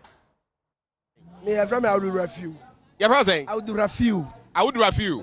Yo, na abato na ya koto ye no. Who the saying? Oh, abato no de ko ye. Nemom yara dampare police peni no. Mi salutu no pa. Oya adwuma pa. Oya adwuma. Sana eye sanka mama betimi kura. Ko maintain no. Na nka won santena sanka ye pa. Any EC peni no. Ono nso waya de. Efise we no otu ne buase e na obo ade no nti wan ye mistake dia nti omaya ade na abano nso aye to ye no aye se ye nsusu ambo aban na otiso no nechi 1.7 million votes 1.67 million votes who dey say now we expect say sana ebe if say nani yero na kire sa taxes no dose dodo taxes no dose do etuo no e dose dodo anu nti na etutia no nti Mahama waba no ohwe no wanti tax no so no ohwe ye ha bon samsam Well, or titas no so na fu and bra from a lot for bra from her. Bibi abeye boko. Ne mom so no so oza continue say the omuye na. On himself 4 years bebo. Omane no ye ni baby akọ. Ye ni ahine e woko. Nti wo hwe ne ne mamba from na omane no asundwe omane no my da bia no. So what he's been saying so far is that on the back of the elections, for him, he would like to congratulate the IGP, Dr. George Ekufu Dampare. He says he did a yeoman's job, and that for him, if the Mahama administration retained him as the IGP, he would be happy. He says he wasn't surprised about the number of votes by which the MPP lost, and that taxes were one of the reasons they lost. I'm now going to find out from him, finally, what his expectations are of the incoming NDC administration. Inti NDC kona se say about one omedin kunimno. Omoba baimwa, then now person omoye. Dear me person omoye and say, omo hwe ye tax nsemono. Oho na ye problem. Ye fu any boy din dodo. Yentimi to fu e fa nya ka adwuma yi. Na wo kwa boso kan se omo anim car pass. Ne boy din. It is a problem ni nyina agina taxes no. No yi taxes no every so. Na bibia mbra from. Na yentimi enjoy your mind. But me pa the chopper said Dampare obetimi am maintain na. Ebe boy ya nyina. Yeah, that's it, baby. That is Rauf Rafiu, who has been sharing his thoughts with us. And he insists on the IGP being retained. He also says that many of the taxes, as promised, ought to go. Let me speak to the next person in line. Please, what's your name? Obeka and Obeka Brofo. Yo. Potoka Sunday, Debbie. Yo. What's your friend saying? What's your friend, Stephen Ando? Na, what's who are heavy? Yes, Amasa. Then now we are. Oh, me a driver anywhere. Now, about one I got to you, and who no saying? About on the in fact, said the normal is call and the Ebin Cedar. Because said the NDC for records now, they are the course through district regions NDC for G and Ebin Cedar. Yenti Bisada, and I just say, who say, normal Mampene, and I just say, Norman, dear. In fact, and Quay into Amagana for so Dodoana, the assessor of my internal Dodoana, 2 tier Mampeno. Into your bompire said the enormous young Quay Mama to 80 and on Mampeno, or basis or Bashano de Bibia to Naquim. Maybe be I 101, send a bayer next 4 years and all. Obasanso attend a Kunyaso. And so Stephen Andor is also a driver here. He is simply saying that things did not go well, and that manifested in the sort of votes that the NDC got in the last election, and that the incoming administration must do what the people expect to ensure that things are righted and that people get to enjoy the country economically and otherwise.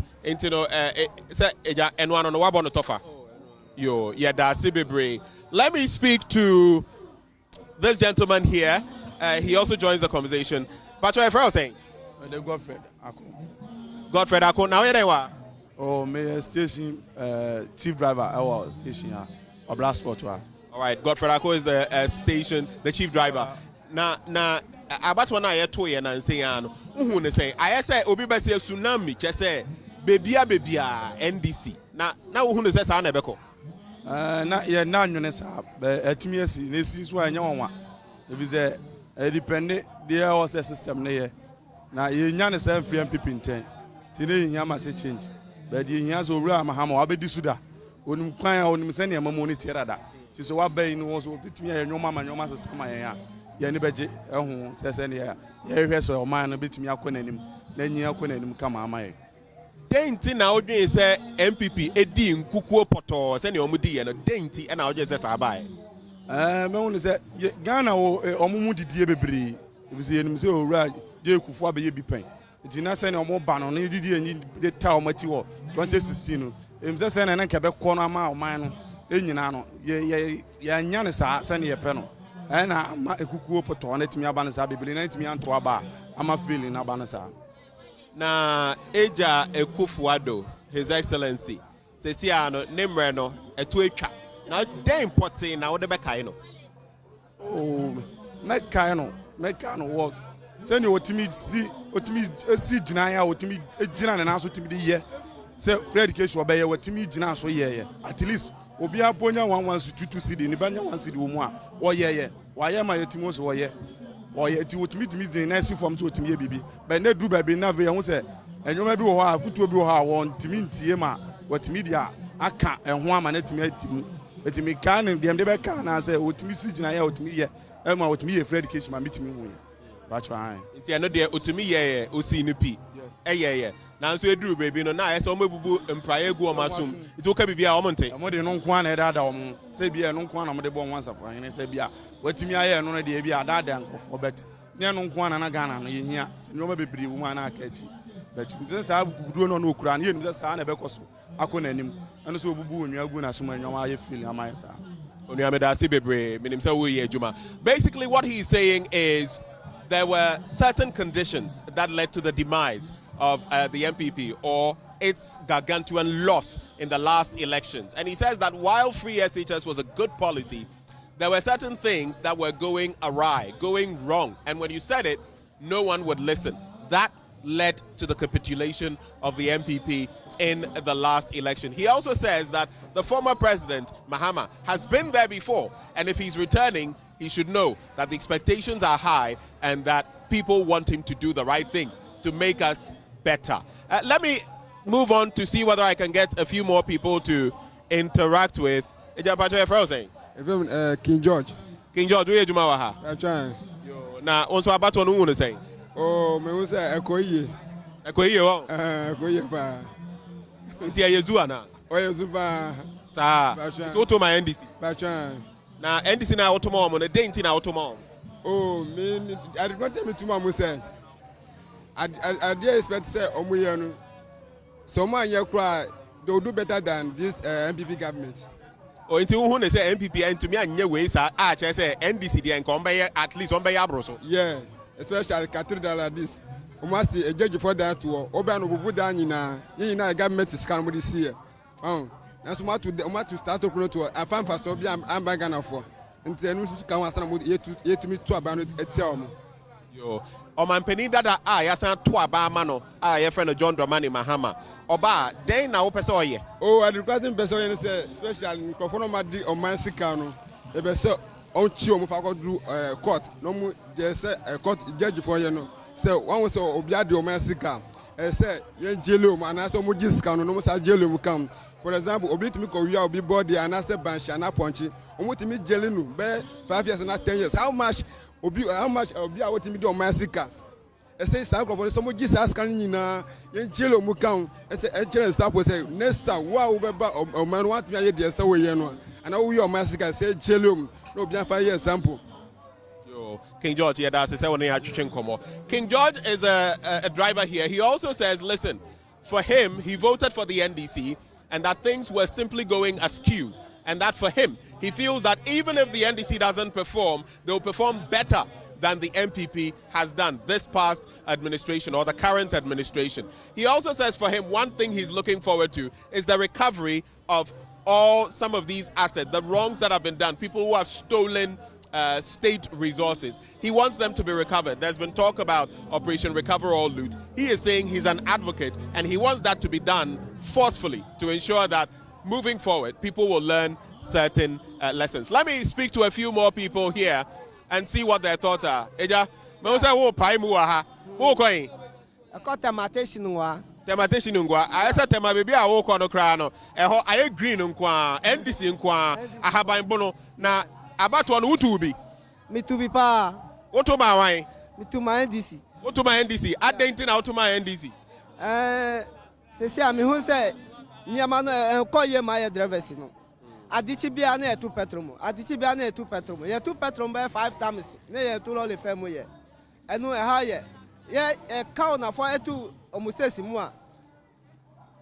Ye timiti bi so. De ye no aye na adichi bia ye for na sura na eko. E be wi ye sa be 1 year sa be ma ye small percentage. Eti sa na wani na ye ko say e wi ye drivers no. Enu na ha ye ya adwenu no say yes, Samoa, Yanni Mama, Yanni Nia Face, Nutina Yassi Samu said, Obetima Abehanir, Sa, Biomwan. Into Unsusu Yene Day, Abana government na Bano. Day now pese omoye, Emma Wok. Sesia, dear hear me so much, yes, Sesia, Yabla Tassin one, and here I say, Omushane, Yanamano from ya bibia ya hu se bebia ya ko no de ya tum Ricardo do ati ehia ya se nyima no mrafo na ya hu se yesu ye ma na wo mo yesika yesu ye di ye nya sika o kita ha no ga na kra uni de odi beto na asa no. Okay. So the recurring theme of taxes keeps playing out. You would hear a lot of them talking about the exorbitant taxes, the plethora of taxes. He just mentioned that as well. It impacts their work. And he says if you have even 100 cedis, before long, you would have expended it. He also says that fuel prices, he hinged his vote on fuel prices, how they kept increasing, among other things. And so for him, life as a driver became unbearable, and that is why he voted for the NDC.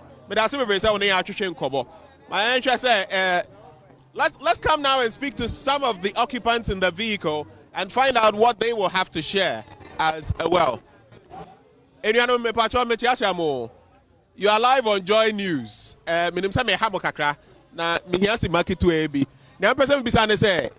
About one I got to no muhu saying na why na ottoman o pesa kakra na then I would just have by na eba no obeyama abrante e feel saying Emmanuel inti abano auto fine.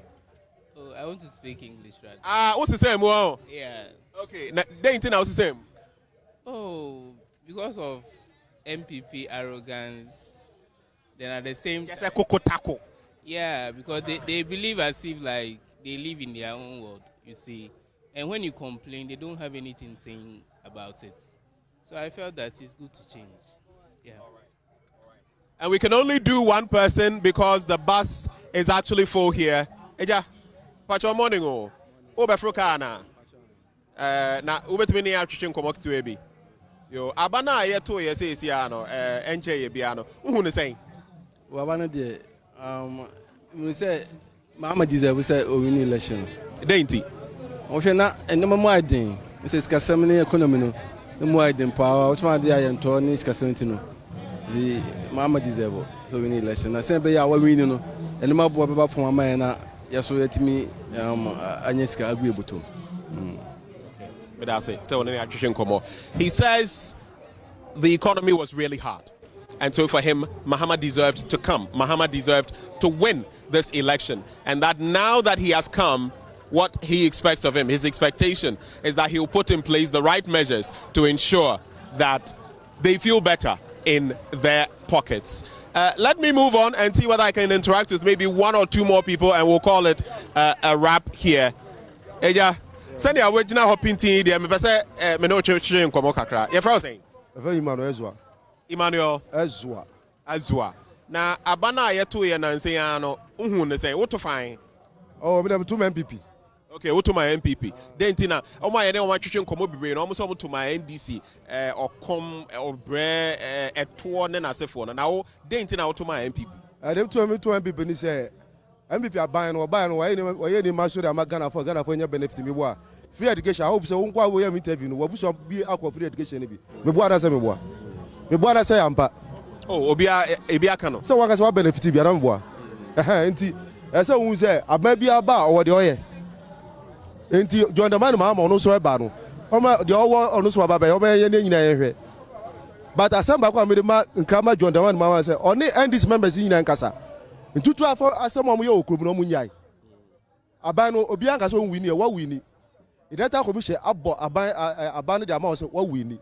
Nti members no ese o ka chi o mo so mo nya boto tutu asem no. Because enye say 7 December no mo fa power ma John the man Mahama. E da na nado dan kwa kufa do hand over. E da ma John the man Mahama. Ama no so ba ye o mampani o manga no. Na de onu se e wo se oye e de mo manga na no obeye. Ana o se o mo ka say mamu aye de mamu aye de. Ababia ni one more ba wa batiti ne maso. John the man Mahama obey o batiti ne maso. So when you maso tia de ne ma be ko from there and the fu no mate so. Ama ye ada wa for your hunto ye. Was a baby ba da for no nya fa so bia. This is kwa ye ntumi nto. Petro ye ntumi nto. Ndi se wa ba so wa pa se o mo se man mu aiden ntina ni mu aiden ntina ya to aba ama na ama no ama be o man pani dia and oba no mati petro before so na koso bibia obe edan kwa no accommodation ko bitu bi ka che o se edan ka tua no ya to petro muti ni dan ka tua kwa watu so. Okay, but when him say NDC eko no, omo atro, omo de try aba say omo a eja omo ni GNT ne nema omo fifa ne bi ne nasefo no. Sa de no omo njai eno wate. E na ne awde to aso say oba on tete nema so ne nasefo no. When him say yentumi nya na sa keke sa e de emre enenam say unim sa de. I mean say the brand enenam, but all hope so obetumi aye. Enu ti ase enu to mo say MPP abandon nya ya to amane dia. And hope so betumi aye. Wa nya nema pa de ohun ye no. The MPP for who no? The same thing on Subehu. Yes, on Subehu people. Buy the boy in Chino. Yeah, the Baba. So basically, what he's saying is that for him, he felt the MPP had done enough, and so he voted for the NPP. But that, in fact, he feels free SHS was a game changer for him. He feels everyone was impacted, and that is why he voted for the NPP. But he's cautioning the NDC and its leader, John Dramani Mahama. One, he says some of the actions of looting and some excesses that have been expressed must be clamped down on. They must be controlled. And he also says that as the former president has won again and is coming back, he wants him to reduce the prices of items. I put it to him that it's not in one day that you can do that, but he says over time, this must be done, and that for them drivers to alleviate their plight. But let me also, there are a few more people who want to speak to us. Mommy, morning. Morning. Pacho, you're frozen. A friend, Chocho. Chocho, na mihuse oso niema oto gano mention da antenna sa enti je se umia ho eka twi kakra ma me. Den na opese oka aba no to bi. Me to bi pa. Oto ma wan. Eyezu. Eyezu on. Eyeza. Yo na den ti na otoma Mahama. Ya bledodo. Ya twi makosa ya mba no mo ofie o mo nya dwuma ye.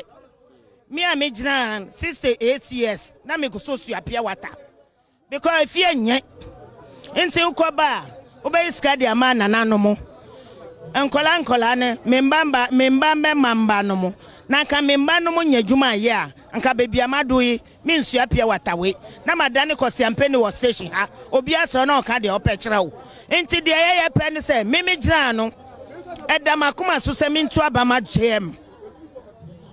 Otie edamakuma so se me ntu abama GM because first dokunu no na electronic pandwe ye nim se awiase ne ye koye nim o ba bebi eda no fato ho enye ntro na be solve bebi a entro edi no mi na enam wati ase e ubeka na ne dedede o ba wo nim ade chemo asam age obo ade pe PSA mi gira ha no mi ble papa nyame se yen ka no kware mi nai we eye mi yawo ba penkila na me de su ansuye na me de namo a nyama me suaye ubeto ne 1 cedi echina obeko ne yatomo uniska PSA de na obeye ese ukofli so a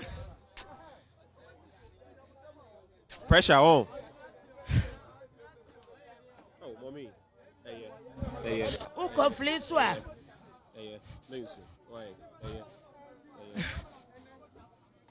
pressure freezer ra obeji 30 Ghana a day 30 Ghana a day 1 week same PSA one kasabu yes free education yan nyina ya ji atomo yan nyina ya Ghana this but nyama ubeto and she's in tears. Madam ngbekona nyama ubeto ansana ubabe ko free education no asa ko haida ma no mimi nana ba ko pe na eko wo mo kan nyina no wo mo nko free education because wo mo papa mimi jina no school no ma anya bia nko ye de me ko to kura me to bidie me tutu bidie ansana me de twa me school fees me sanwia won ensuo mu na me de twa me school fees me ye praye na ma sansuo ma wo mo furokrasi am ba ba be sidan na ma sansuo ma wo mu na ma jiska na me dia satam na nye ne satam na nyama no na yefo benne dokunu aye ohia fo ye beto adikura onkra 20 Ghana na 20 Ghana no ansa na obenya sa 20 Ghana no menua enda fom Bible say wanu ni ho se wa boy but wanya boy awie nyame se wanu ni ho se wa boy ba wa boy awie But the cost so say wo Ghana no. Me a me jira me bank line. Ya umi ope man probi higher. But the cost no me say. Me jina light kra ne me dem. Because Bobo back no you see 50 Ghana. Ejuma be na me ye na metu 50 Ghana. Me buy kanu kware wo obo ade kakra kan.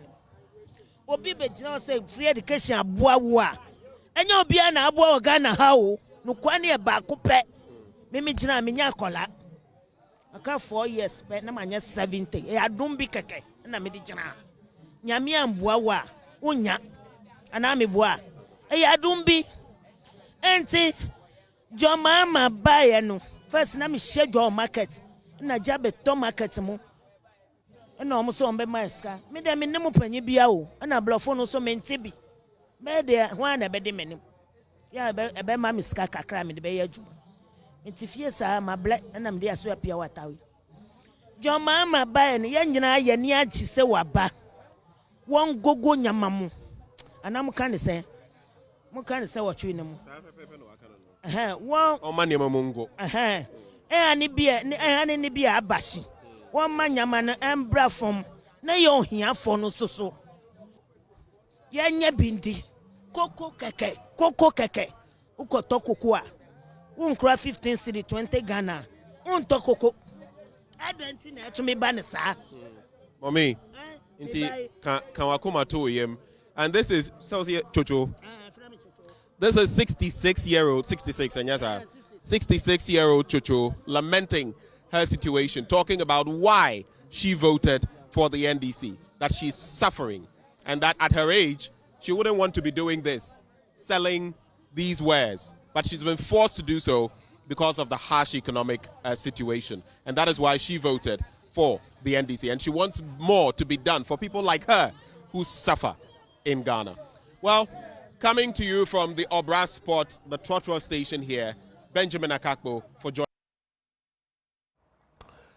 And it was particularly pathetic for me speaking to that woman, Chocho, almost 70. Reminds me of my own mother because of her age. But anyway, those were some Ghanaians and their reflections on the status quo and why they voted the way they did. You're still live on the AM show. We're still taking our big stories. We'll be back with more action. You don't want to go away.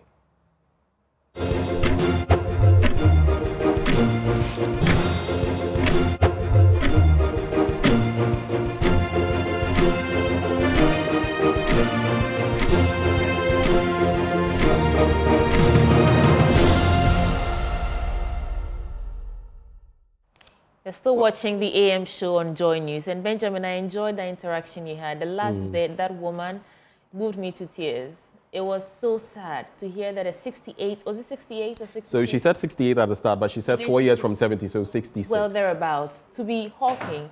And I know it's personal that will say, you know, Madani Kwasa penny were high and all that. I mean, but she shouldn't really be living there and caring for her grandchildren.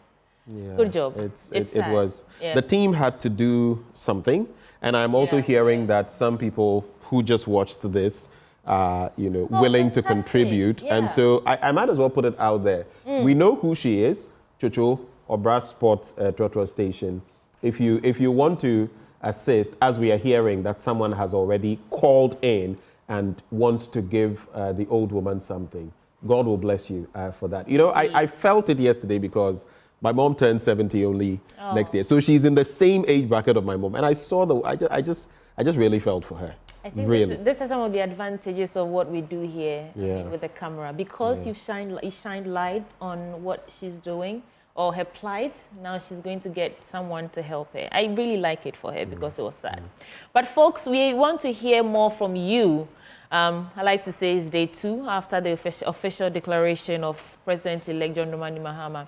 And so call us and let's get interactive this morning on the AM show. The phone lines will be on your screen shortly. Some of you already know the phone lines. So let's start calling and let's start talking. And Benjamin Akakpo, there's another interesting bit. The guy who said that free SHS is what you remember the president for. Yes. However, he spoke about the president not listening to people. You know, it's a recurring theme. And most people will tell you that free SHS did not benefit everyone, like the woman was saying. Chocho, yeah. But I think think that was the only disadvantage of this government. They did not listen to the people. And I don't know who was it that said that the NPP lost, this election 2 years ago when they refused to remove former finance minister from, and it would have done them a lot of good. I don't know what you make of it. I mean, I don't know whether it was Bright Simmons or someone else. Yeah. Someone else, I think it wasn't Bright. Someone else in the course of our electoral coverage made mention of that. But you know what they say? It's only when it's too late that you realize that certain things happen. But I wish people could be more. And that's why if you read the commentary in today's news review, how some people were reacting to one of our guests' comments, you must get to the point where you admit when things have gone wrong and you realize that, look, people felt a certain way, rather than with arrogance, acting as though certain things were not. And I'll state that point. Arrogance. Yeah. And probably led to gaslighting. I am stuck on this. When you assess how we've lived under this administration, it's clear that the government was gaslighting. You're telling them I'm suffering, things like that. They're telling you you're okay. You're doing okay. The economy is recovering. You're okay. But let's bring you some important piece of information before we pick up the calls. This year's CompuGhana Cashback has been named Prime Cashback Season, and it's packed with incredible deals and exciting surprises. Now, this Prime Cashback, CompuGhana is bringing you exclusive discounts, prime savings, and awesome surprises when you shop products from any of their branches nationwide. You can find products from your favorite brands, all your brands really: Samsung, LG, TCL, HP, Lenovo, Dell, Media, NASCO, Tecno, Infinix, Itel, Huawei, and many more. Visit any of CompuGhana branches nationwide and enjoy exclusive discounts on all products. CompuGhana has a wide range of IT-related products, right? Mobile phones, laptops, printers, gas cookers, and many more. Television sets and many more. Visit, and there's something else happening this year. When you shop at CompuGhana, be on the lookout for the surprise team. Answer a question correctly and win instant cash and gifts. Now, you deserve this opportunity too, so rush to CompuGhana now. The promo runs from now to the end of December. You can also visit www.compughana.com or simply call 0302-752-020 for more information. We have a caller on the line, I believe. Wisdom, if he's still there. Yes. Hello, Wisdom. Yeah. Hello. Oh, sorry we've kept you waiting, sweetie. Hi, Wisdom. Talk to us.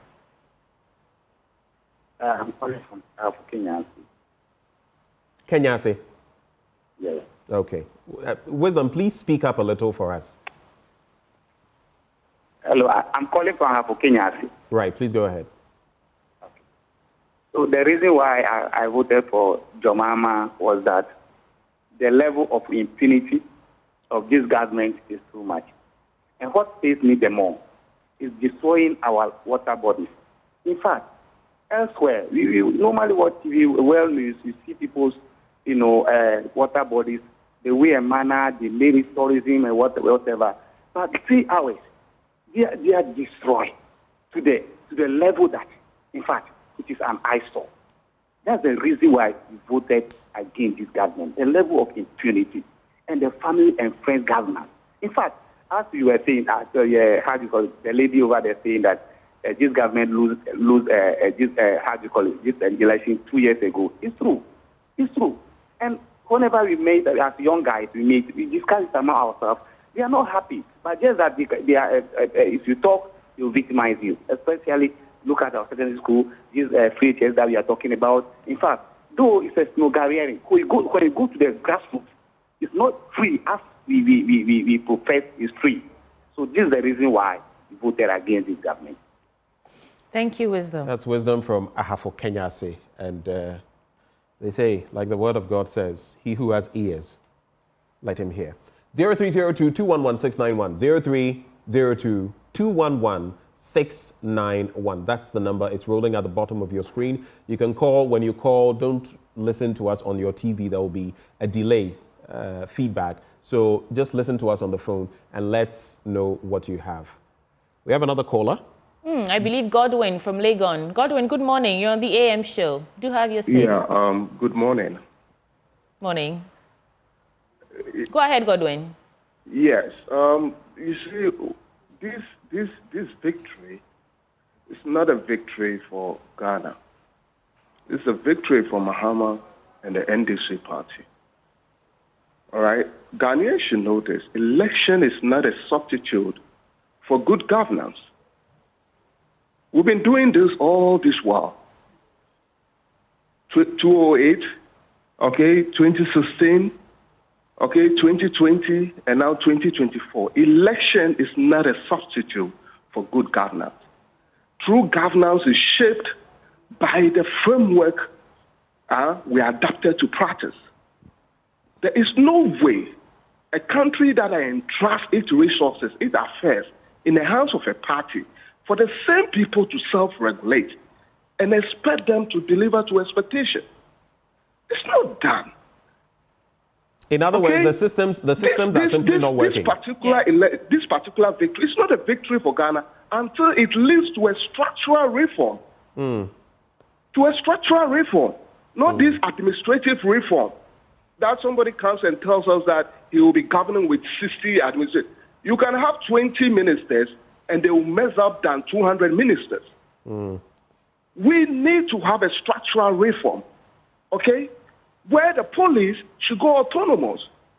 The attorney general should be the attorney of the governor, in charge of the legal affairs for the governor, and then we should have a state attorney for prosecution. Okay, see, even the so-called independent bodies in our constitution are not independent. We should stop practicing this. And the Lord has given us a way. You know, when you read Proverbs 25, verse 5, it's clear. It says, remove wicked officials from the king's presence, and his throne shall be established in righteousness. Not to tell the king to remove. Telling the president, okay, to remove corrupt officials, to fight corruption. It's like entrusting the fight in the hands of a pimp. Okay? Entrusting the fight on prostitution in the hands of a pimp. We need to change. We need to reform the structure of this governance. Because a system of governance void of accountability, politics shall always be that of self-interest. All right. And personal gain to the detriment of the people. We need to do this. Thank you so much for calling. I mean, interesting points he makes there. Yesterday when we had Joyce Bawumia, spokesperson for former President Mahama, and we're pushing her to the wall on some of the matters, she said one thing that warmed my heart, the fact that they're going to take seriously the 2010 Constitutional Review Commission's work. And some of these changes, though policy and all of that, structurally, they should make an impact. I also want to thank all of you. I see some of you on the live feed asking for Chocho's number. I'm going to take it upon myself today. Go back there, get her phone number, and come and share it. For those of you who want to pass through multimedia and, you know, maybe leave your number or something so we can call you, or leave a token for her at any of our front desks, that would also be available. We'll ensure that we get that together and give it to 66-year-old Chocho, whom you saw a short while ago. Now, this morning, we brought you the list of the transition team from the incoming administration. I want to just bring you the team from the other side as well while we interact with you. So, I mean, they put out a statement on Tuesday, and they said that the persons were appointed in accordance with Section 1 of the Presidential Transition Act. And the story is actually on myjoyonline.com, so you can hop on there and read for yourself. But head of the presidential staff appointed under the Presidential Office Act, Honorable Akosua Frema Osei Opare, the Attorney General, Godfred Yeboah-Dame, Minister responsible for Presidential Affairs, Honorable Osei Mensah Bonsu.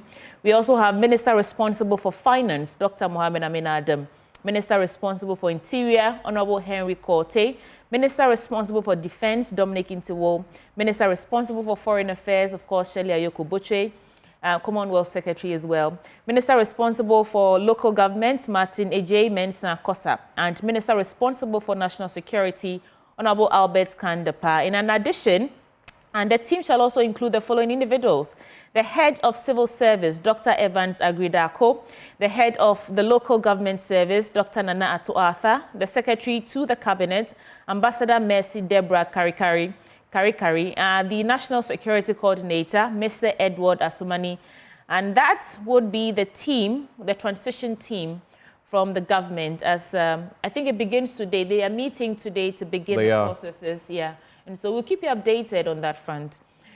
You still have your say. You can call in and let's get the conversations going. And let's just let you know that shortly we'll also be having a simulcast with Dr. Omane Boamah, who is on the transition team. We have a call on the line. Hello, good morning. Bossman, I believe. Hello, Bossman. Good morning. Good morning. Bossman, briefly, what are your thoughts? Oh, yes. My English is not well perfect, so can you allow me to express myself in Chi? Go ahead. Okay. Me chamu ina ndano paina. Yame wisha mapana. Dia me pese me kanise. Yahe amamua akufa do wone ne mpinifo ebebu ye no. Yo mpinifo Ghana ha. Na omo kasa ebewu mpas. Since 8 years ni na oma ba no ni na oma mute obi aye din nti dia me se ne se John Mama eba bebu oman ni. Omunye den omunso omunye din sa yempese ombe ha aban no. No ntimi nya la sumbi enye adwuma.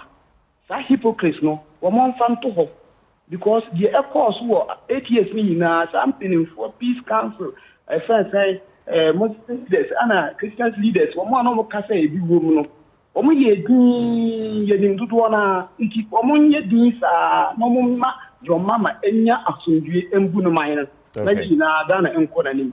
And this ana from Baba Casadia, Yamiani, and Yada Ghana. Damas.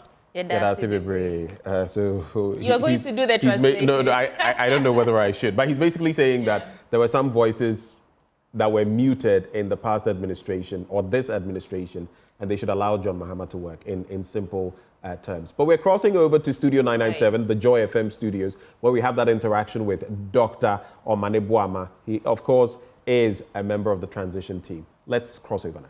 From the present. And there are some really worrying things going on. The president-elect spoke last night, called on the authorities to deal comprehensively with all of these looters and those causing mayhem at the collation centers and creating confusion around this election.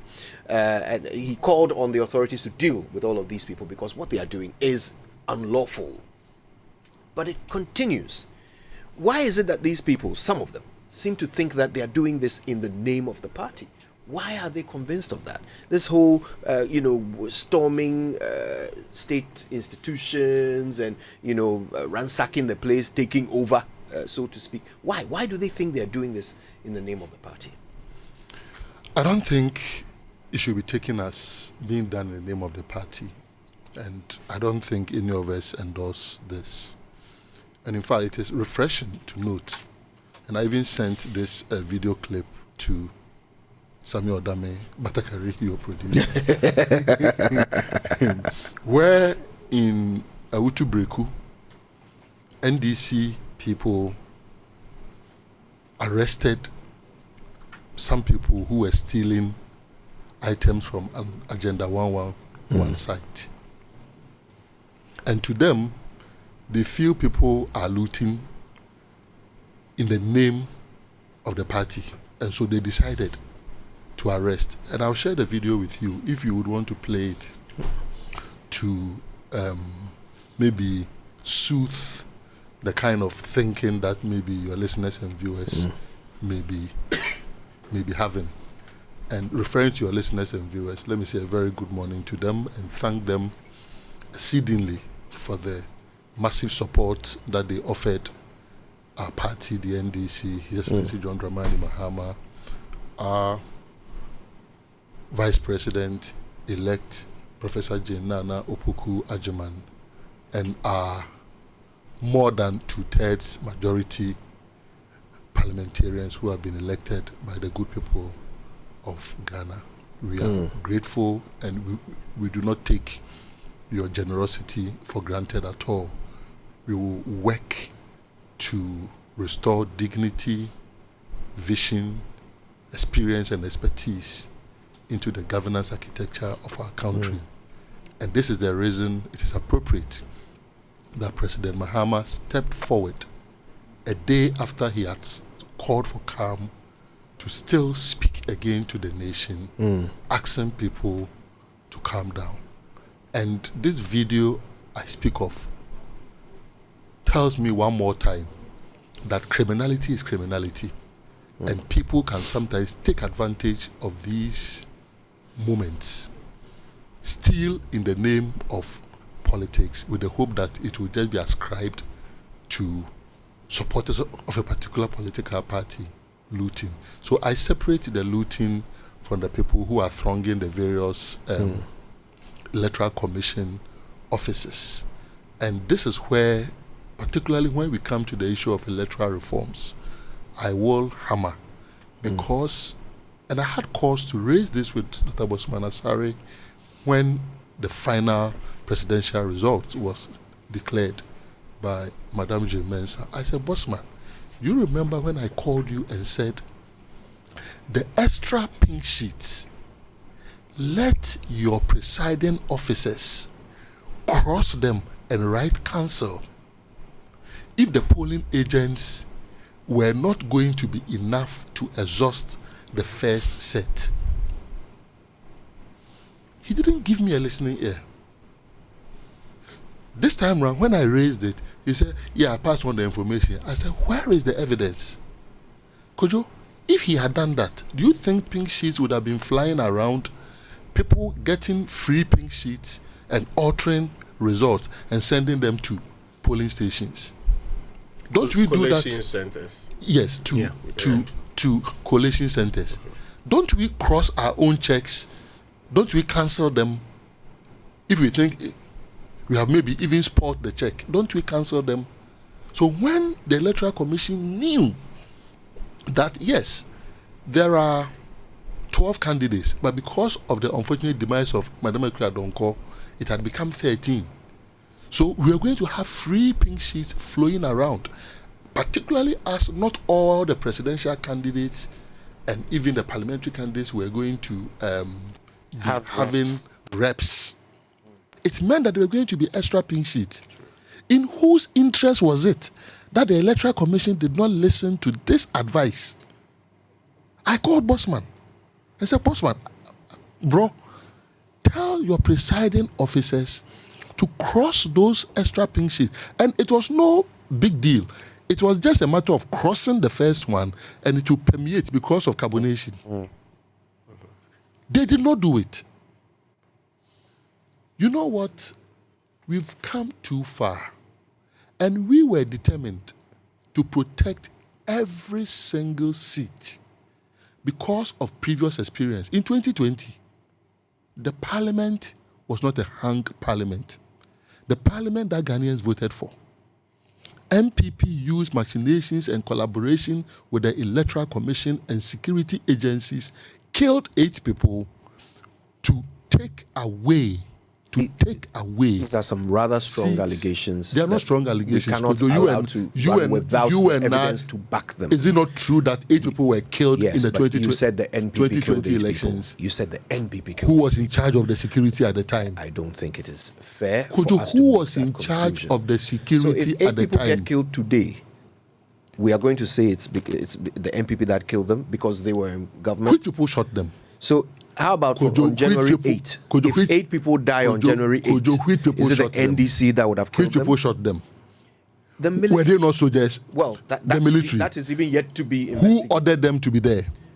Dr. Omane Boamah, let us just stay to the facts that we can prove. Kojo, I will not alter it just because you're uncomfortable with it. It's not a discomfort. Let's not things that we can back with evidence only. So to your mind, you think that those sages acted on their own, the government in power had nothing to do with it, and 4 years on, nothing has happened to the perpetrators. All I'm saying is that what you are saying? All I'm saying is that in an absence of an investigation, we cannot draw. And you don't think that that level of negligence from a government, is good enough for logical conclusions to be drawn? You don't think so? I think it is safer for us to simply say. I will not play it safe when families have lost 8 people. But 8 people were killed, and it's good to say that. And it doesn't sadden you Of course, it's sad. And it doesn't worry you that a government. We're spending a lot of time on this. So better leave it and let's move on. Because I'm very, very pained and saddened that 8 Ghanaians were killed and the president and the vice president have done little to nothing about it 4 years on. Dr. Omane Boamah, with all due respect, our audience have heard us complain and talk about this matter several times on the show before you came on it today to reiterate it. I beg of you, let us stick to what is factual. 8 people were killed. No investigation has been done. But no investigation has been done. And you don't think that circumstance? You think that if it was you let us move on. Let us move on with facts. Please continue your point.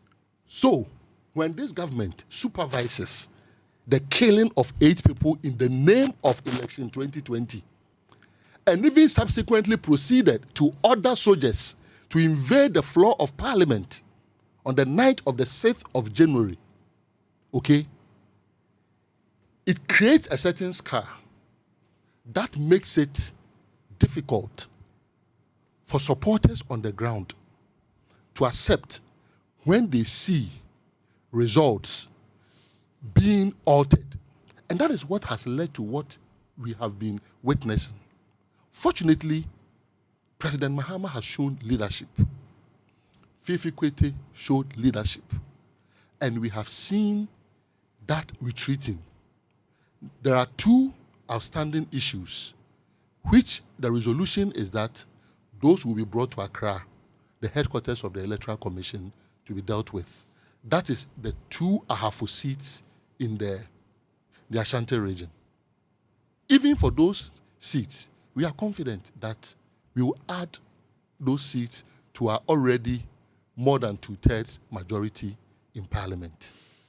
The President-elect has shown leadership, as you say, and so has your General Secretary.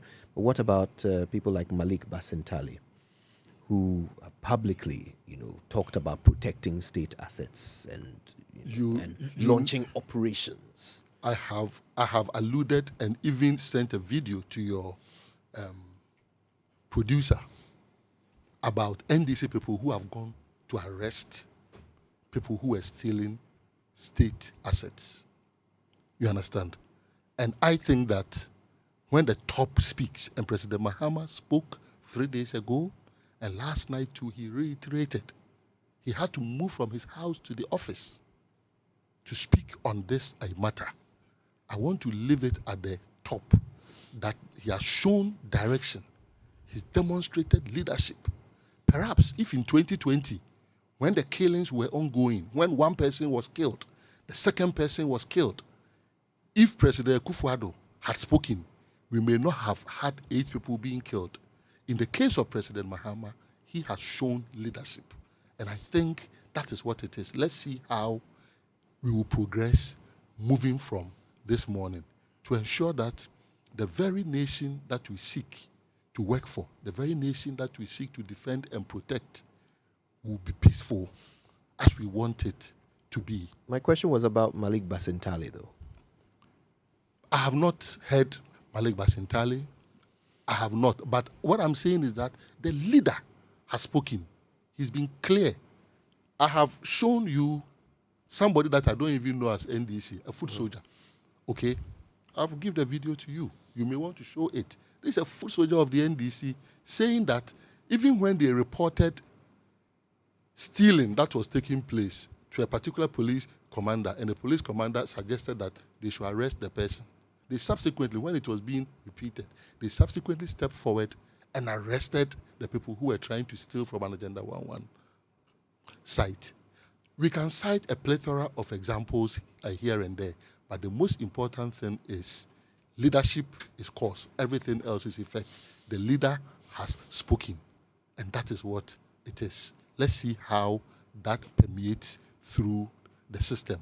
And once again, as the leader said, he doesn't have state power, state authority at this stage. Whatever he is saying is persuasive. He wants the state institutions to work.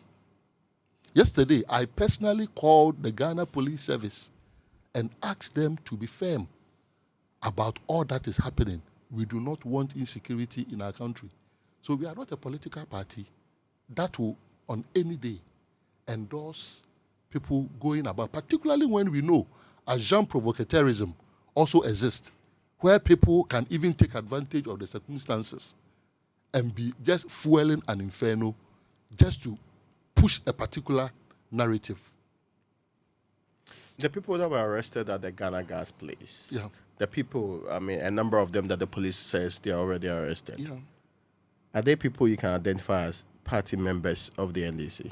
I have not watched those clips. And look, listen to me carefully.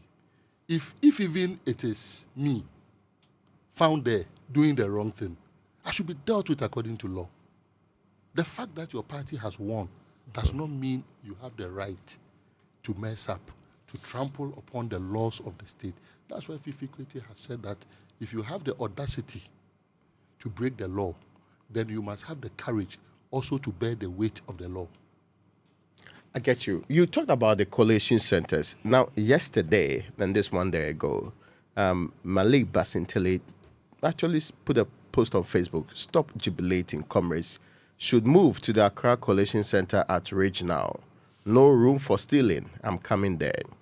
Now, he also said, "Comrades in Tema Shaman should move to the Tema Regional Police Station now. They want to steal seats. I'm coming there." If these were the things he said, what is wrong about that? But don't you have observers, officers who are there? No. If these were the things that he said, to represent your party, are these the need to mass are these at the these things places? that he said that you are concerned? Oh, there are more. About. But No.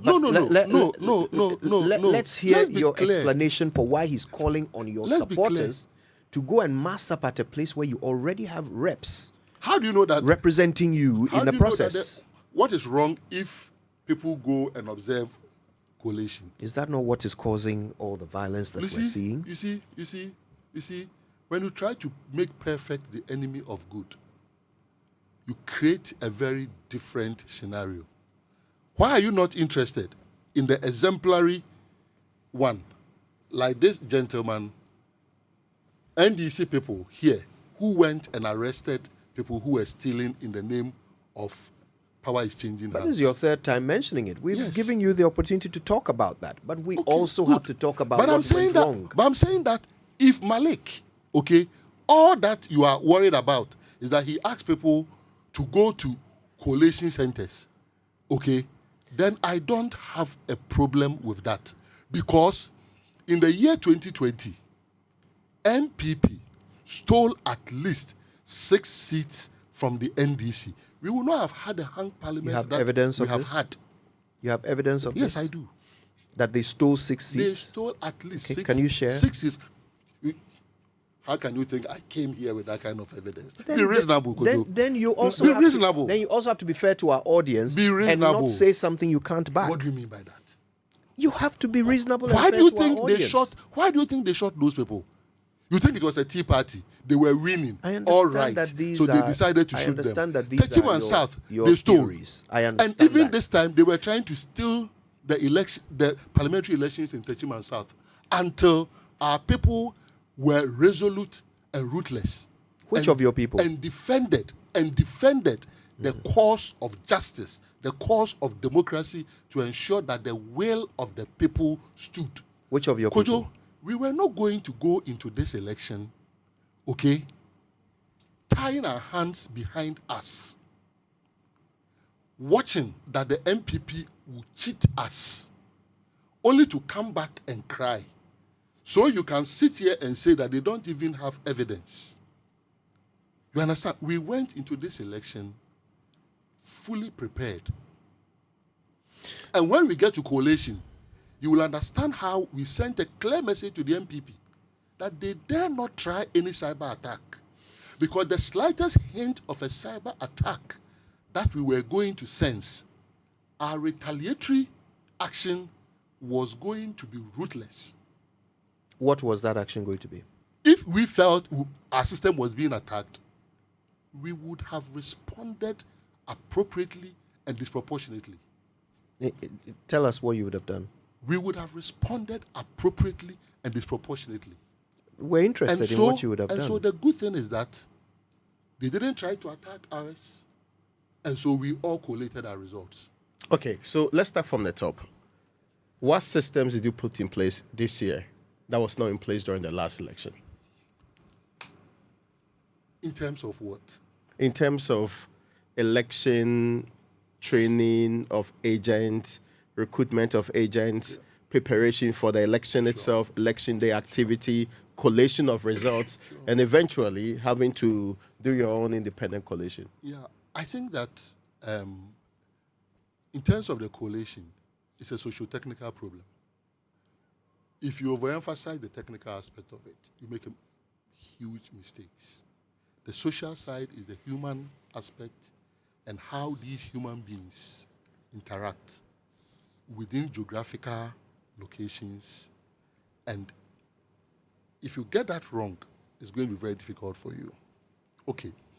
So the party decided that the party was going to combine two directorates, the election directorate and the IT directorate. In 2020, these two directorates sat in two separate directorates. But you agree with me that they work together. They had to work together. They work together to an extent. But it is never like when you have one leader who is overseeing the two. I think that was a very important decision that the party made. The second aspect is, and not to boast about what I did in terms of leading the team. President Mahama in 2020 would never have allowed somebody who is very proximal to him to be given such an appointment. Because he's always very sensitive, ultra sensitive about widows who are very close to him, because already the issue of proximity to power is empowerment is very pervasive in our politics. You think that once you are close to a leader, these people are already privileged people, so why add additional duties which may be misconstrued as even post instead of seeing it as work to be done? So towards 2020 election, I do not believe that he may have even considered it. Even when the national chairman, Esedun Ketia, suggested the idea to him, he was still reluctant. And to disclose it, he said, but you do a lot of strategy stuff here, so how are you going to combine it and that kind of thing? And even myself, 2020, there was no way I was going to accept that kind of position. Even this, it took me 4 to 5 months for me to say a yes, because I had to have thorough discussion, introspection with several other people that I will not mention their names for good reasons. So the combination was great.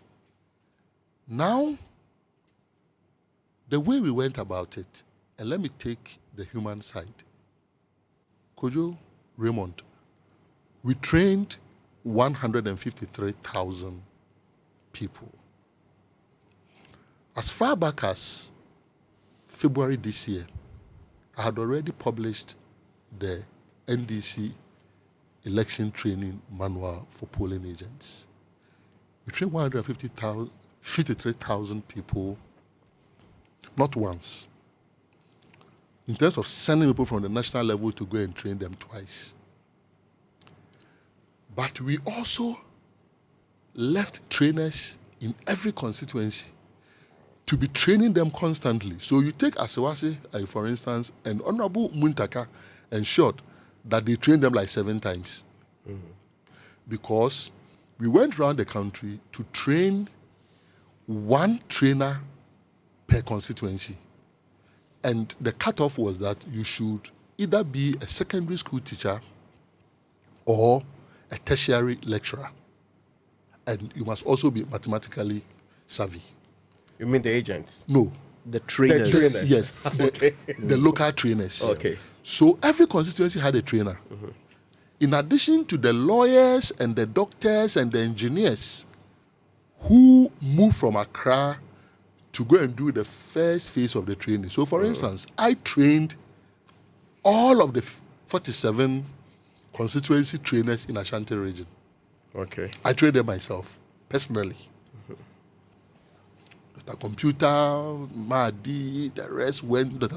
So this Ojitete, they went round. Jakedakon, Dallas, Kevo, Edward Bauer. They went round the country to train 276. What that meant was that by the time the national trainers completed the first phase of the training, we had trainers also embedded with the people. So if they had any further questions to ask, they could teach them. And it was not just training. For the first time, I said, you write exams. To be an agent. Yes, to be a polling agent. I love it. So they wrote exams. Did some of them fail? Yes.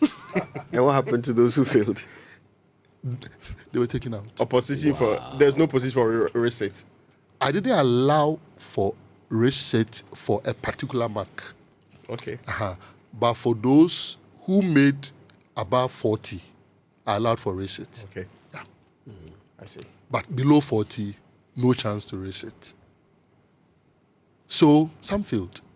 It was difficult because, this is new, and you know very well, perhaps more than I do. Managing change is a very difficult one. People had campaigned for executives on the ground, and they had promised them to be polling agents and all that because it's privilege to be a polling agent. And then a madman comes and says, it's not just about training, you have to write exams, and there's a pass mark that has been communicated. And the kind of questions that you were setting included some kind of analysis, algebra, because you say that the BVD has this figure and the manual, this number of manual forms were filled and this number of ballot papers came in, calculate the unused ballots, calculate so that is what it was. Wow.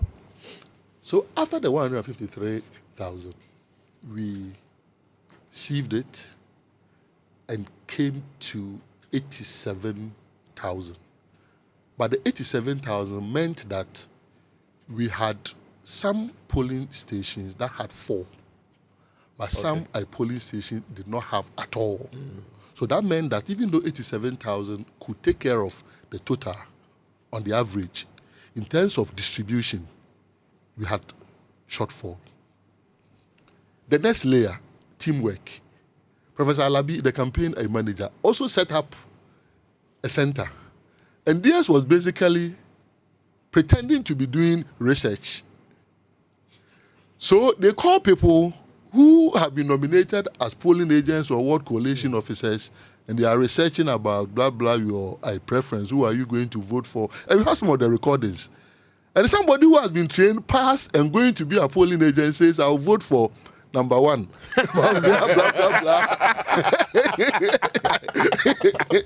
That kind of. We have some of the recordings. So, wow. So, because of that quality assurance, we were able to weed out a lot of infiltrators. Right. Yeah. We were able to weed out a lot of infiltrators who had also come in. And I think that is very bad because it is our own people who nominated them to come and serve. Okay. And these are things that we will do contact tracing subsequently to identify the people who nominated them. That is a very novel approach, right? And I see that you identify the problem and engineer the solution, which is, something really worth commending. And we need to learn a bit more about some of the other things that Dr. Omane Boamah and his team did to ensure that the NDC were certainly not caught, unawares in 2024. Stay with us. When we come back, we're live on Joy as well as on the Joy News channel with our conversation with Dr. Edward Omane Boamah, Director of Elections and IT for the NDC in 2024. Stay with us.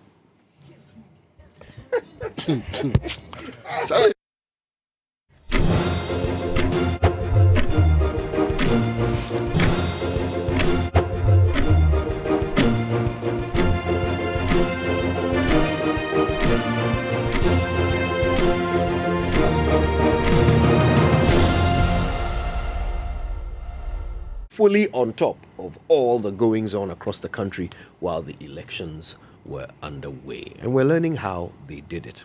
Already some very fascinating revelations about, all the training and the exams and the counterintelligence operations and all of this. So, of course, these are things you did in the run-up to the big day itself. Or was there anything else, or can we now zoom in on how operations went on the day? Yes, I mean, for instance, in terms of the real system, and I give massive credit to genius Yaira Koku and genius Dr. Atta Boateng. They were our two IT guys, supported by 6 young people. And this once again demonstrates President Mahama's view that we must indigenize technology development. Everything that was done was brewed locally. The software was developed here? Yeah. Everything that was done was brewed by locally. which company? Company? Unless they want to call it a company. Yaira Koku, Atta Boateng. Company Limited. Yaira Koku had been put to it in 2021. Okay. So I was called by my boss somewhere July 2021 to meet Yaira and try and bring more practical perspectives to the tech thing that he was doing. Technology people can go tech, yeah. So we began meeting. While the meeting was ongoing, I felt, okay, if you are able to introduce a technology sparring, you may have the best out of the two. So Dr. Atta Boateng was the Director General for NITA. And he was also already working on something. So I said, Atta, also continue working on it. So I was meeting them separately, talking to them, blah, blah, blah, raising issues. And at a point in time, I brought in Standogbe. We met Yaira, we met Dr. Atta Boateng, still separately, and finally brought them together and set them up to spar. So they said, well, go and work together and harmonize your system. So they harmonized it, wonderful topology. The nodes and the connections, super, to ensure free flow of information. For those who don't understand what I'm describing, they may think I'm putting out so much information, but what I'm putting out, you cannot trace it to go and reproduce what was done. So if people are anxious, they should relax. So the two of them who had developed 2 different systems, all very good, then decided to come together and enhance. So the final outcome was the brainchild of what the 2 gentlemen had done. And I would say that by the Asin North by-election, the system was ready. Okay. The system was ready, and that's what was used during the Asin North by-election. And if there's anything that stressed us, it was what I call coalition entrepreneurs. People thought it was a cash cow. And so all kinds of proposals come and say, look, we are not commercializing this. And in fact, they have taken not a dime for what they built. We are not commercializing it. We want people who see it as a vocation, people who really are committed. They want to help, so they are developing something. Because if you come with a commercial mindset, what shows that if our opponents give you more money, you are not going to sell it to them. Yeah. So it was brewed locally, and I commend these technology geniuses for the work that they did, and also their younger ones behind, whose names I cannot mention because they don't have the political muscle to stand. As for Yaira and Dr. Atta Boateng, they are my 2 deputies on the IT side, so they're already well known. That helped. And once again, this also shows the kind of support that we had from the principal, John Mahama. He was more assertive. He took his destiny into his own hands and ensured that the technology that was being developed was being supervised by somebody who is more closer to his office. So we ensured that was also done. Subsequently, I think what also helped was the engagement, constant engagement. And if there is any platform that we should give thanks to, then maybe it's the WhatsApp platform, the groups, because several groups, regional directors and deputies group, this group, that group, that group. So information dissemination, where people have disagreements, they will share them. You have to take your time and read patiently and sift out what they really mean.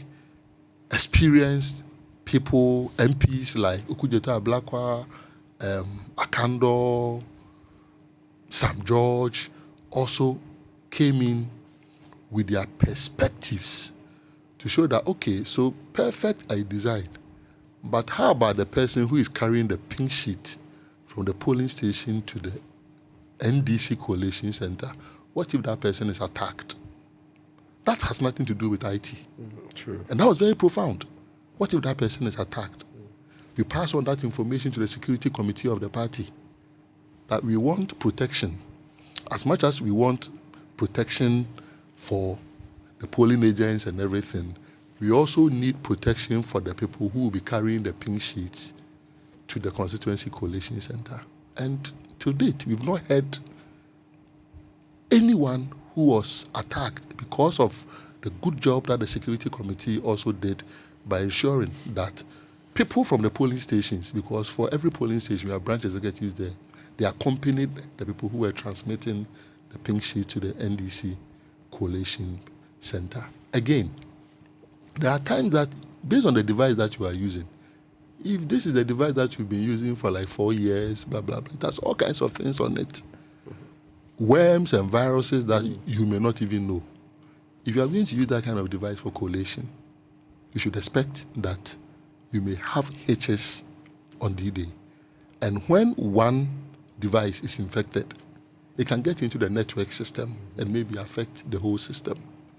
Because of that, as early as February this year, all the laptops that were needed, and I won't put the figure out for this particular exercise, had already arrived in the country. It won't be 276. They were more than that. Okay. Had already arrived in the country. Plus backup, yes. Had already arrived in the country and worked on. Because what if they didn't come early? And Mr. Government, I decided to either intercept or transship or whatever. So how early did they come again? They came in very early. They came in very, very early. They came in very, very early. And these laptops only got to the constituencies on the 5th of December.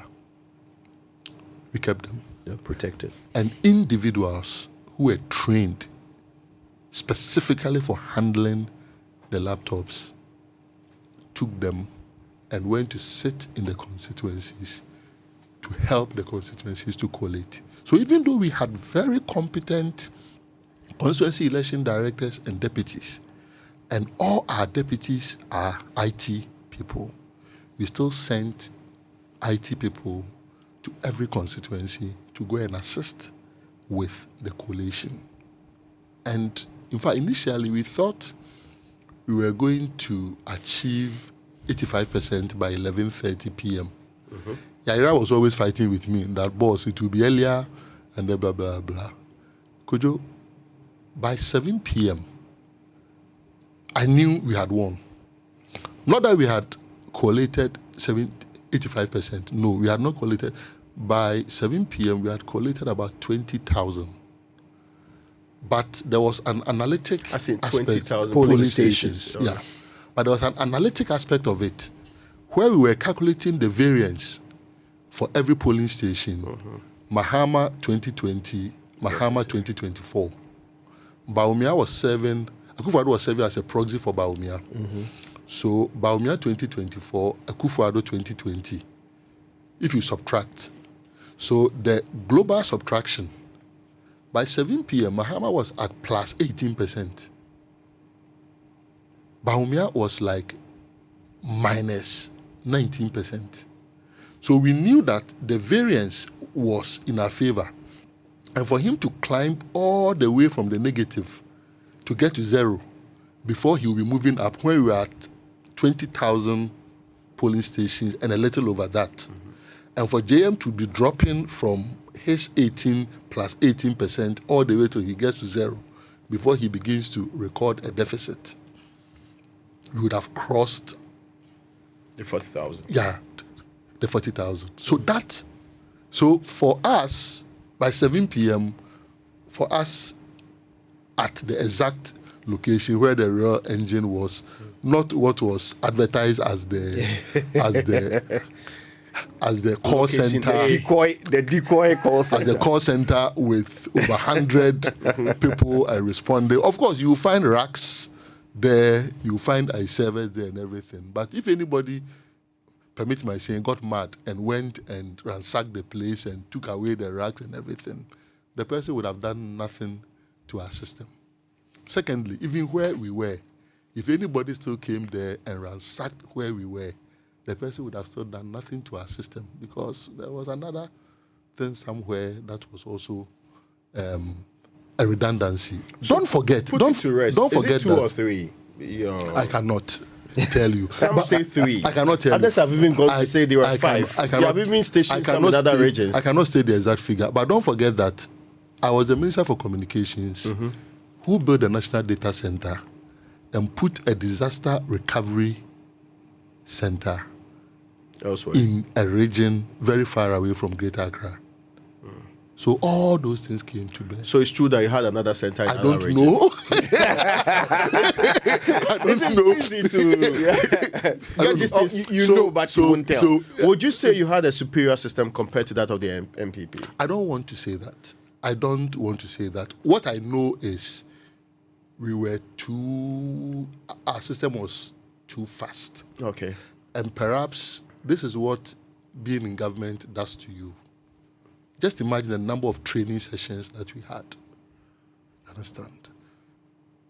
Being in government... Will be too busy. Maybe they were too busy also with other things and everything. I give the credit to our soldiers on the ground, as in the polling agents and the ward coalition officers and the constituency executives and regional executives who also supervise them to ensure. I'm not the type who is going to boast that our system was superior. The most important Was there any thing attempt is to hack it? we didn't experience any attempt because, like I said earlier, we had sent a clear signal to them that, look, let's all play it fair. If we sense the slightest signal of attack, our response will be short, sharp, but terrifying. It will be disproportionate. You're still not telling us what that response would have been. Oh, I'm sure they knew exactly what it was going to be. But we don't. So tell us. You don't need to know. The good thing, the good thing is that we certainly want to know what we've avoided. The good thing is that thing is that sanity prevailed. Their system did not crash. Our system did not crash, and we all. We saw first results at 36,000 or so police stations. Yeah. We saw that. Yeah. Between that and the next communication, there was a huge gap. Yeah. Some suspect that was the time that your system was actually attacked. It was not. Really? It was not. I wish I brought my tablet here.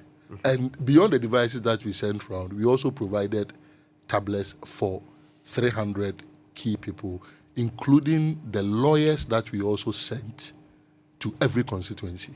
Okay. So every constituency in Ghana had a lawyer who is sympathetic towards the NDC, who was holding that tablet and could observe. Yes. Oh, yes. Yes. But they've had a forum for NDC lawyers. And so many people showed up. And, of course. And the lawyers were fantastic. My tablet is still by my bedside. You understand? And look, maybe it is what you're observing. And even, when that screenshot was sent out, yeah, we personally felt it was even inappropriate that it was purposefully for their internal review. Okay. But somebody erred by sending it out. Why? Because we believe in 2020 a certain premature disclosure of the seats that we had won made the MPP do the kinds of things that they did to snatch some of those seats from us. So we were careful not to prematurely. And there's a reason, to date, even in this interview, I've been talking about we've crossed 2/3 a majority without putting a figure to it. Yesterday, even when senior people were asking me, how many seats have we won? I was prevaricating. Lest someone, because you don't want to put out that kind of information because we know of there the are 9 experience. outstanding. We know there are 9 outstanding. How do you know there are 9 outstanding? The EC boss said it. Let's count them. As at what time? That's yesterday. Yeah. At what time? No, at the time she declared the election. Yeah. So no. Yesterday. No. So that's referring to the presidential. Yeah. We are talking about the parliamentary. Yeah, the parliamentary. There are 2 that nobody knows what's happening to them, that they refer to the National Center. Yes, I'm sure you are referring to the Ashanti region ones. Yes. But we know we've won them. I'm sure the MPP says the same too. Exactly. But, so let's all come to the National Center and discuss. Now, I was talking about systems and delivery. Yeah. When the 36,000 got out, we had not seen anything from the NPP at the time. Yes. Do you know when GM finally came to this site? He came to this site around 11 p.m. And those were the clips that you saw. I was with him. At that time, we had done like 39,600 and something. So we had gone. You see, somebody erred, and this is a very hard-working person. You don't throw the baby away with the bath water. You understand? And Fifi Kwete was the first person who alerted me. He said, why is this thing out? And I said, I don't, until he sent it to me. And we know the one who sent it out. But this is a very hard-working, he's worked very hard over the past 4 years. You don't punish him because of this. The good thing is that we were able to contain it. And there's a reason. Otherwise, by 11 p.m., you could have gotten another one, around 39,600. So you knew from about 7 p.m. By 7 p.m. By your models. Based on the model. And that was purely based on modeling. Okay. But by 11 p.m., we had crossed 90% of the polling stations. And that one, we knew the gold was in the bag, not in theory. Dr. Edward Omane Boamah is walking us through what happened behind the curtain while the NDC was turning the map green in the last election. Let's take a break. When we come back, we'll find out from him what didn't go so well, what could have been done even better. Stay with us.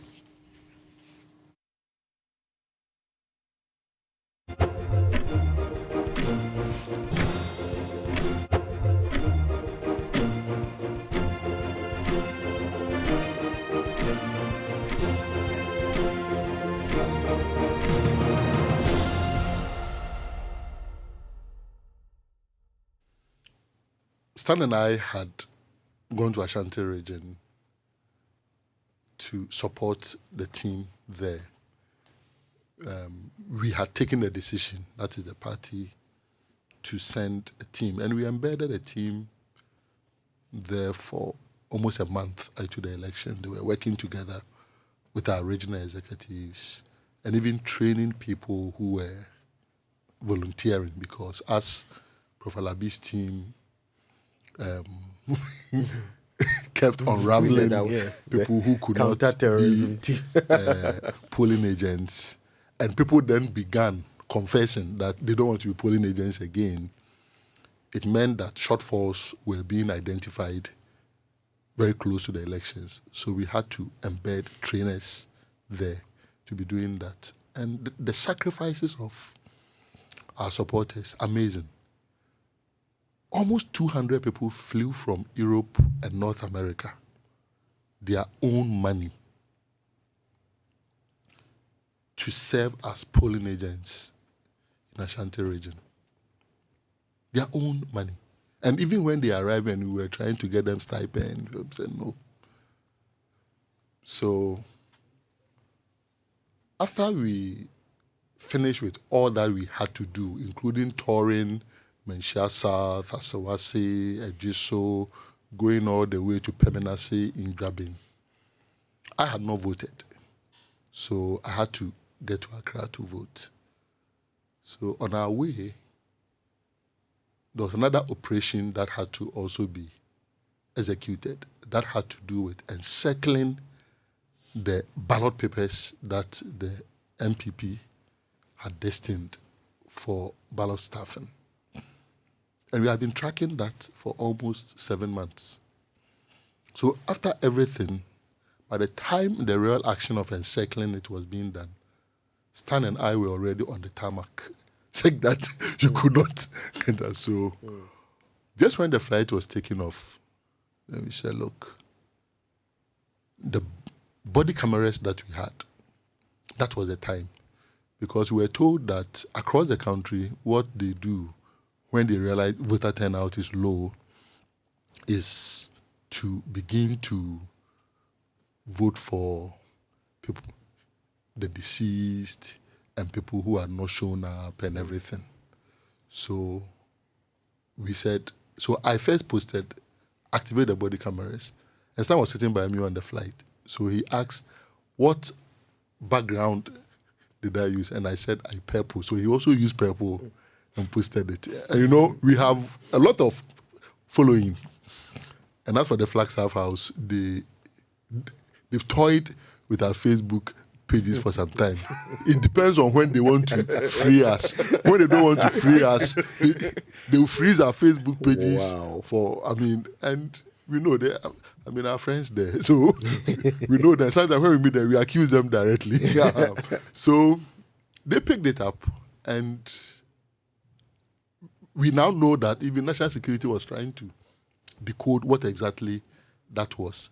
It was nothing more than the body cameras being used appropriately, particularly for that afternoon all the way to when polls were going to be closed. It was a reminder that our agents had to activate them. It served the purpose beyond our imagination, and people shared it enormously. It proliferated, and we are glad it served the purpose.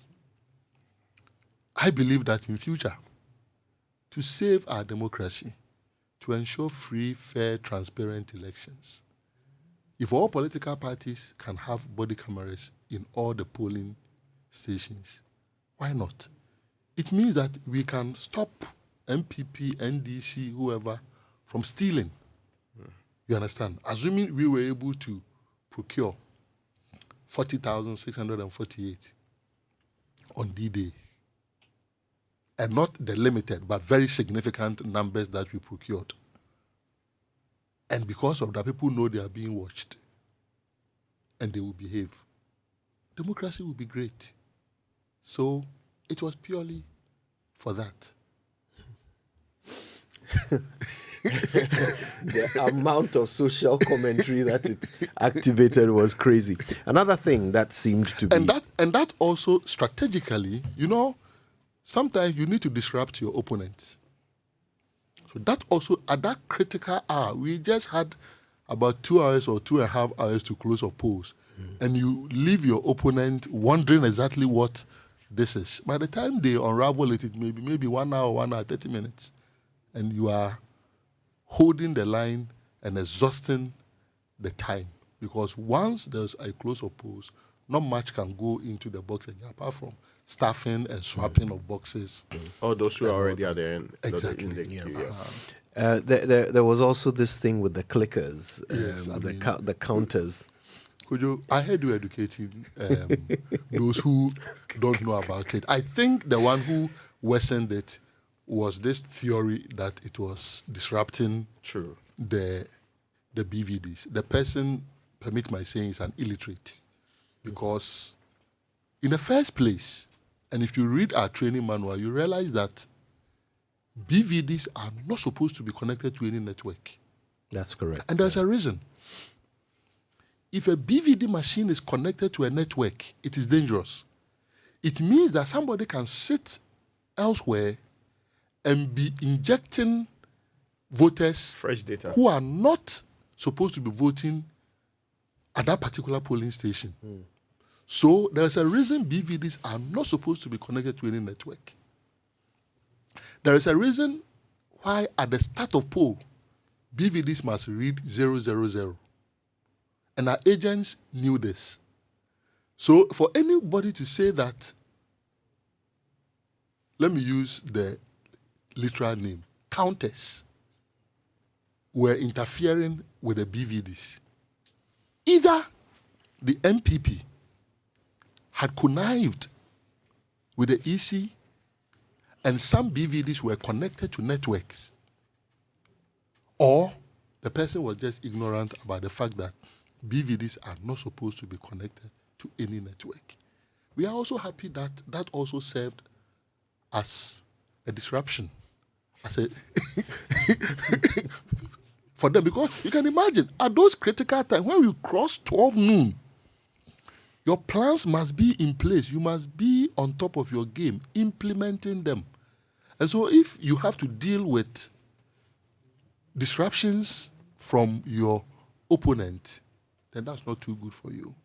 And I'm glad that we succeeded in getting the outcomes that we had. It doesn't mean that our election systems are foolproof. There are still many outstanding issues that we need to all fight for. As a nation, we shouldn't rest and wait for the next 4 years to have the Electoral Commission in the state that it is. They should begin some serious reforms, including amending the CI 127 to do away with things like, let's say, the Regional Coalition Center. Of what use is a Regional Coalition Center? The elections are counted, they are sent to the constituencies to be collated.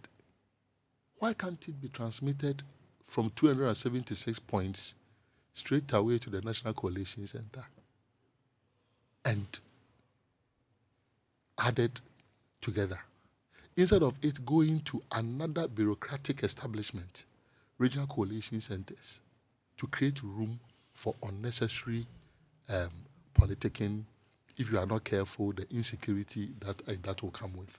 So these are matters that we will have to raise. Again, we at a point stopped pursuing the forensic audit of the EC's IT system that we were pushing for, because we realized the EC was ill-prepared to listen. And with the elections also drawing closer, there was no need wasting time on that advocacy. We had to cut our losses and just face the adversity as it was. The EC's IT system, like I told them, would have to be audited. Because, Kojo, how come someone was able to transfer voters in their absence? And immediately we put out that, then the EC comes to say, now we have activated the liveliness test.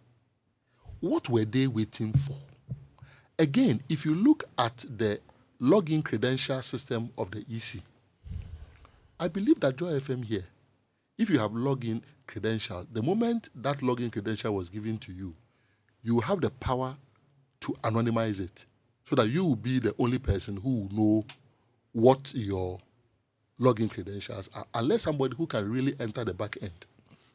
In their case, a district officer or a returning officer's login credentials, when given to the person cannot change it. So can you imagine if your bank card, when your bank card is given to you, the first 4 digits that will be given. The PIN number. Yes, the PIN number. Everyone knows it if the person works at the bank. But you are given the opportunity to visit the ATM system and alter it. In their case, that is not it. What it means is that even though those transfers occurred in Pusiga, it is possible somebody who knew the login credentials of that officer or officers sat elsewhere and did it. The only way to ascertain the truth is to follow the digital footprints of that exercise.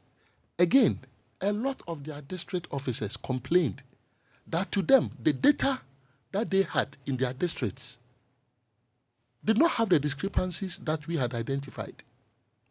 So at what point did those discrepancies arise? It is only a technical audit that can reveal it. That is why I use the leaking roof analogy. That when your roof is leaking and you keep mopping and mopping and mopping, and the mopping was the cleaning of the register that was done, another rainfall will wet the floor again. To seal that roof, it will only require a technical audit of the EC's IT system. And so I will say that the EC only postponed that audit that was supposed to take place. That audit will take place, and that audit must be done so that any further vulnerabilities that are in there can be identified. We make the system robust for everyone. Again, collation. I think that if political parties can collate within such short periods, we should not be praising ourselves for collating after 48 hours. The EC can do better. I'm not for one moment stating that the EC should rush. No, because they have a higher responsibility. They must put out the certified and accurately agreed figures. But we believe they can do far better than the pace at which they are working now. Again, if you are to look at how the EC, because of laxities, at a point was stampeding the political parties because they sat back for too long for events to overtake them. So can you imagine that even when we demanded for the Excel formula that was going to be used to calculate who has won and who has not won, we didn't have it. We were not given. All because there was not another meeting, and even if there was not another meeting, the EC could have sent that to us. It was not given. In future, we believe that all those things must be given to us so that there is no asymmetry in information. Right. Everybody going to the table, you know the Excel formula that is going to be used, so that if an aberrant or a recalcitrant person decides to alter it in a particular constituency, you knowing exactly what it is, you can draw the person's attention to it. So there are several reforms that we need to be working on. We should probably have a show about reforms alone, because I feel like that's a conversation on its own. But before we move on to the transition process, and I hope we can also talk about, the future of a Mahama presidency briefly before you go. Before we move on to those, how much did this operation that you've just launched, how much did it cost you to do it? I don't want to go into the how much, because what I've tried to do, as much as I have spoken about very exciting things, what I've tried to do is not to leave notes that somebody who is doing reverse engineering will be able to reconstruct exactly what we did. Just by, if you say that I went to Kolebu Hospital and I spent this much on surgery, anybody who knows the different types of surgeries can be able to group maybe 3 or 4 surgery types together and think that, okay, maybe the person did myomectomy or thyroidectomy or this or that. So I will not put out that kind of information. I will not. But maybe a ballpark figure or some range. A range for us to work with. The same thing. if it is myomectomy, thyroidectomy, or open surgery. Right, I mean, okay, so, tell us this. Tell us this. The EC spent about $120 something million on their system. Was yours comparable? How? I mean, no. Are you saying for collation? It's a simple question. Are you saying for collation? No, their entire system. They did a whole, procurement. Is it just for the election? Yeah. What?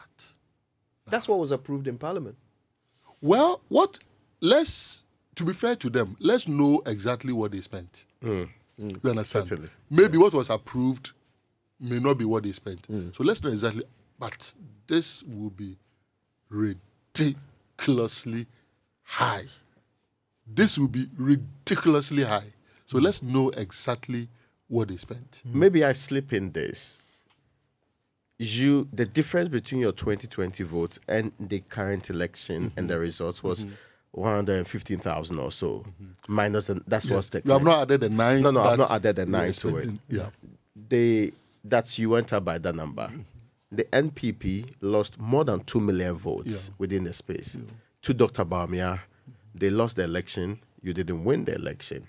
As in, Ghanaians did not vote for them as much as their people did not show up to vote, but your people increased by a small margin. One, the voters register itself is sick. Multiply the total number of people on the voters register. Assuming it's even 18 million, but it is way above 18 million. Yeah, almost 90 million. You understand?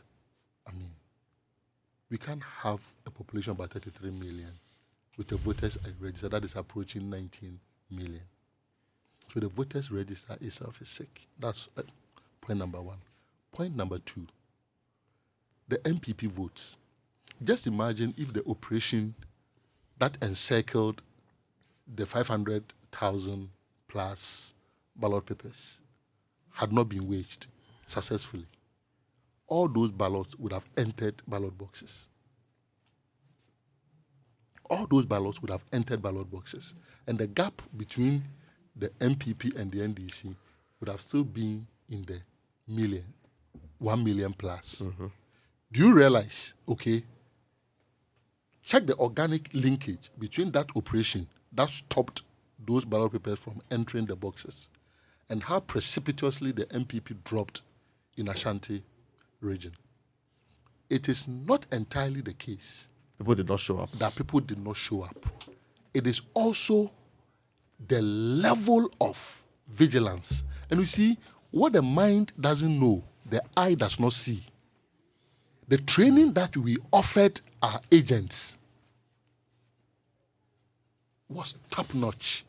So the kind of questions that they were asking, insisting that part A and B of the pink sheet was filled before voting starts, alone stops manipulating. And also insisting that immediately after voting, before you open the box, fill part C. The moment you do that, it is now impossible for you to alter the results, lest you create overvoting and it will cancel out everything that has been done in that particular polling station. So these rigidities that we introduced into the system blocked their rigging strategies. And I will say that the MPP should be more charitable to Dr. Bawumia. He's been unlucky that he contested at the time that we had blocked manipulations on the pink sheet because of the training that we offered our agents. 2, that we blocked this whole thing about ballot staffing, which was always a story, until we followed it for almost 7 months and eventually encircled it in Kwadaso. And know what? When they did, we told them, do not allow the police to take it away in the name of Elizabeth until polls close. Because you do not know whether when they take it away, we are going to have cocaine turning into coconte powder. So, Captain Jabari, Yamin and the rest ensured that they contained the problem right where it should be. So if Bawumia's votes dropped by 500,000 plus in Ashanti region, okay, we should be subtracting that from Akufo-Addo's votes. Because these were operations that have gone on over time. Ashanti region does not vote for the MPP as they have made us believe. And I believe that the generation that will come after our team in the next election will even do more to sanitize the space and ensure that the true will of every Ghanaian, including people in Ashanti region, matters. Otherwise, can you imagine the way people in Ashanti region were feeling that this government has given them a raw deal, and then they wake up and they've won with such a huge gap in the region? They've been asking, they would have been asking questions. How did this happen? Yeah. We have so little time left. I really wanted us to touch on transition at the very least. You're on the team, and it's to be chaired by Julius Debra. Well, give us just a quick, in 1 minute, an idea of your terms of reference, what you expect to achieve. Yeah, it's basically in accordance with the Transition Act, that's the Presidential Transition Act, and that within 48 hours after the results are declared, the transition team should be formed. There are 3 committees that are supposed to be derived out of the members who have been nominated, and that is what is going to happen. The inauguration is at 4 p.m. today at Accra International Conference Center. Proud to that. We will have our own internal meeting.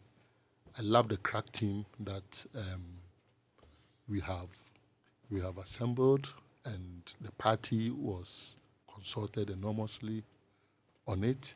And there are several other teams that are also working on several things, including the 24-hour economy, including the 120 days promise, because we know that the moment he takes over on the 7th, the clock begins to tick for the 120 days. So there are several people who are working behind the scenes on this. And you can trust that our team will do a very, very good job. People like Fifi Kwete, Seydou Nketia, Guzi, Dr. Valerie Sawyer, Mahama Yariga, Ato Forsen. These are very, top-notch people, well-educated, KNUST, University of Ghana, Oxford, Harvard, LSE, Cambridge, Callistus, Ayariga, Harvard, Ato Forsen, Oxford, Kwame Nahoe, Oxford, LSE. So trust that we will do very, very good job and ensure that there is smooth transition. But we know the task ahead. Ghana is in an abyss. It's in a deep hole. But we are confident that working together with Ghanaians, respecting the rights of citizens, showing respect to the media, not trampling upon the rights of the media to criticize us, not sending media personnel into exile when they criticize us. What Kojo did to us, then I would have sent him into exile. But he knows... What did Kojo do? I'm not sure. But Kojo knows that is not... Kojo do to him? Kojo knows that is not us. Kojo knows President Mahama is very friendly to the media. Okay. You understand? So we, even when you are hitting us in the belly, we do not throw away the fact that we are one people working towards a common destiny. Yeah. He's nodding. He attests to it. Well, we certainly will be keeping a very keen eye on the presidency of John Mahama. I had hoped that we would have the time to talk about things like the 120-day contract and oral and so forth. Maybe we have to come back. When they come back. Yeah, maybe we have to come back. If no. If we can have you back, that would be fantastic. There are other more you would have competent... been inaugurated. So you would have started work. There are other they would have gotten to know what you're doing. So there are other... Yes, tomorrow. Dr. Omane Boamah will be back with us tomorrow. No. And we'll talk about the future of the John Mahama presidency, oral and so forth. But we're so grateful to you for your time with us this morning. We appreciate appreciate it very much. All right, and thank you to all of you who have been listening. We're back tomorrow with more, but stay with Joy until then. My name is Koji Yankson. I'm the morning man. Raymond Darkwa. Have a good one. Great. Hey!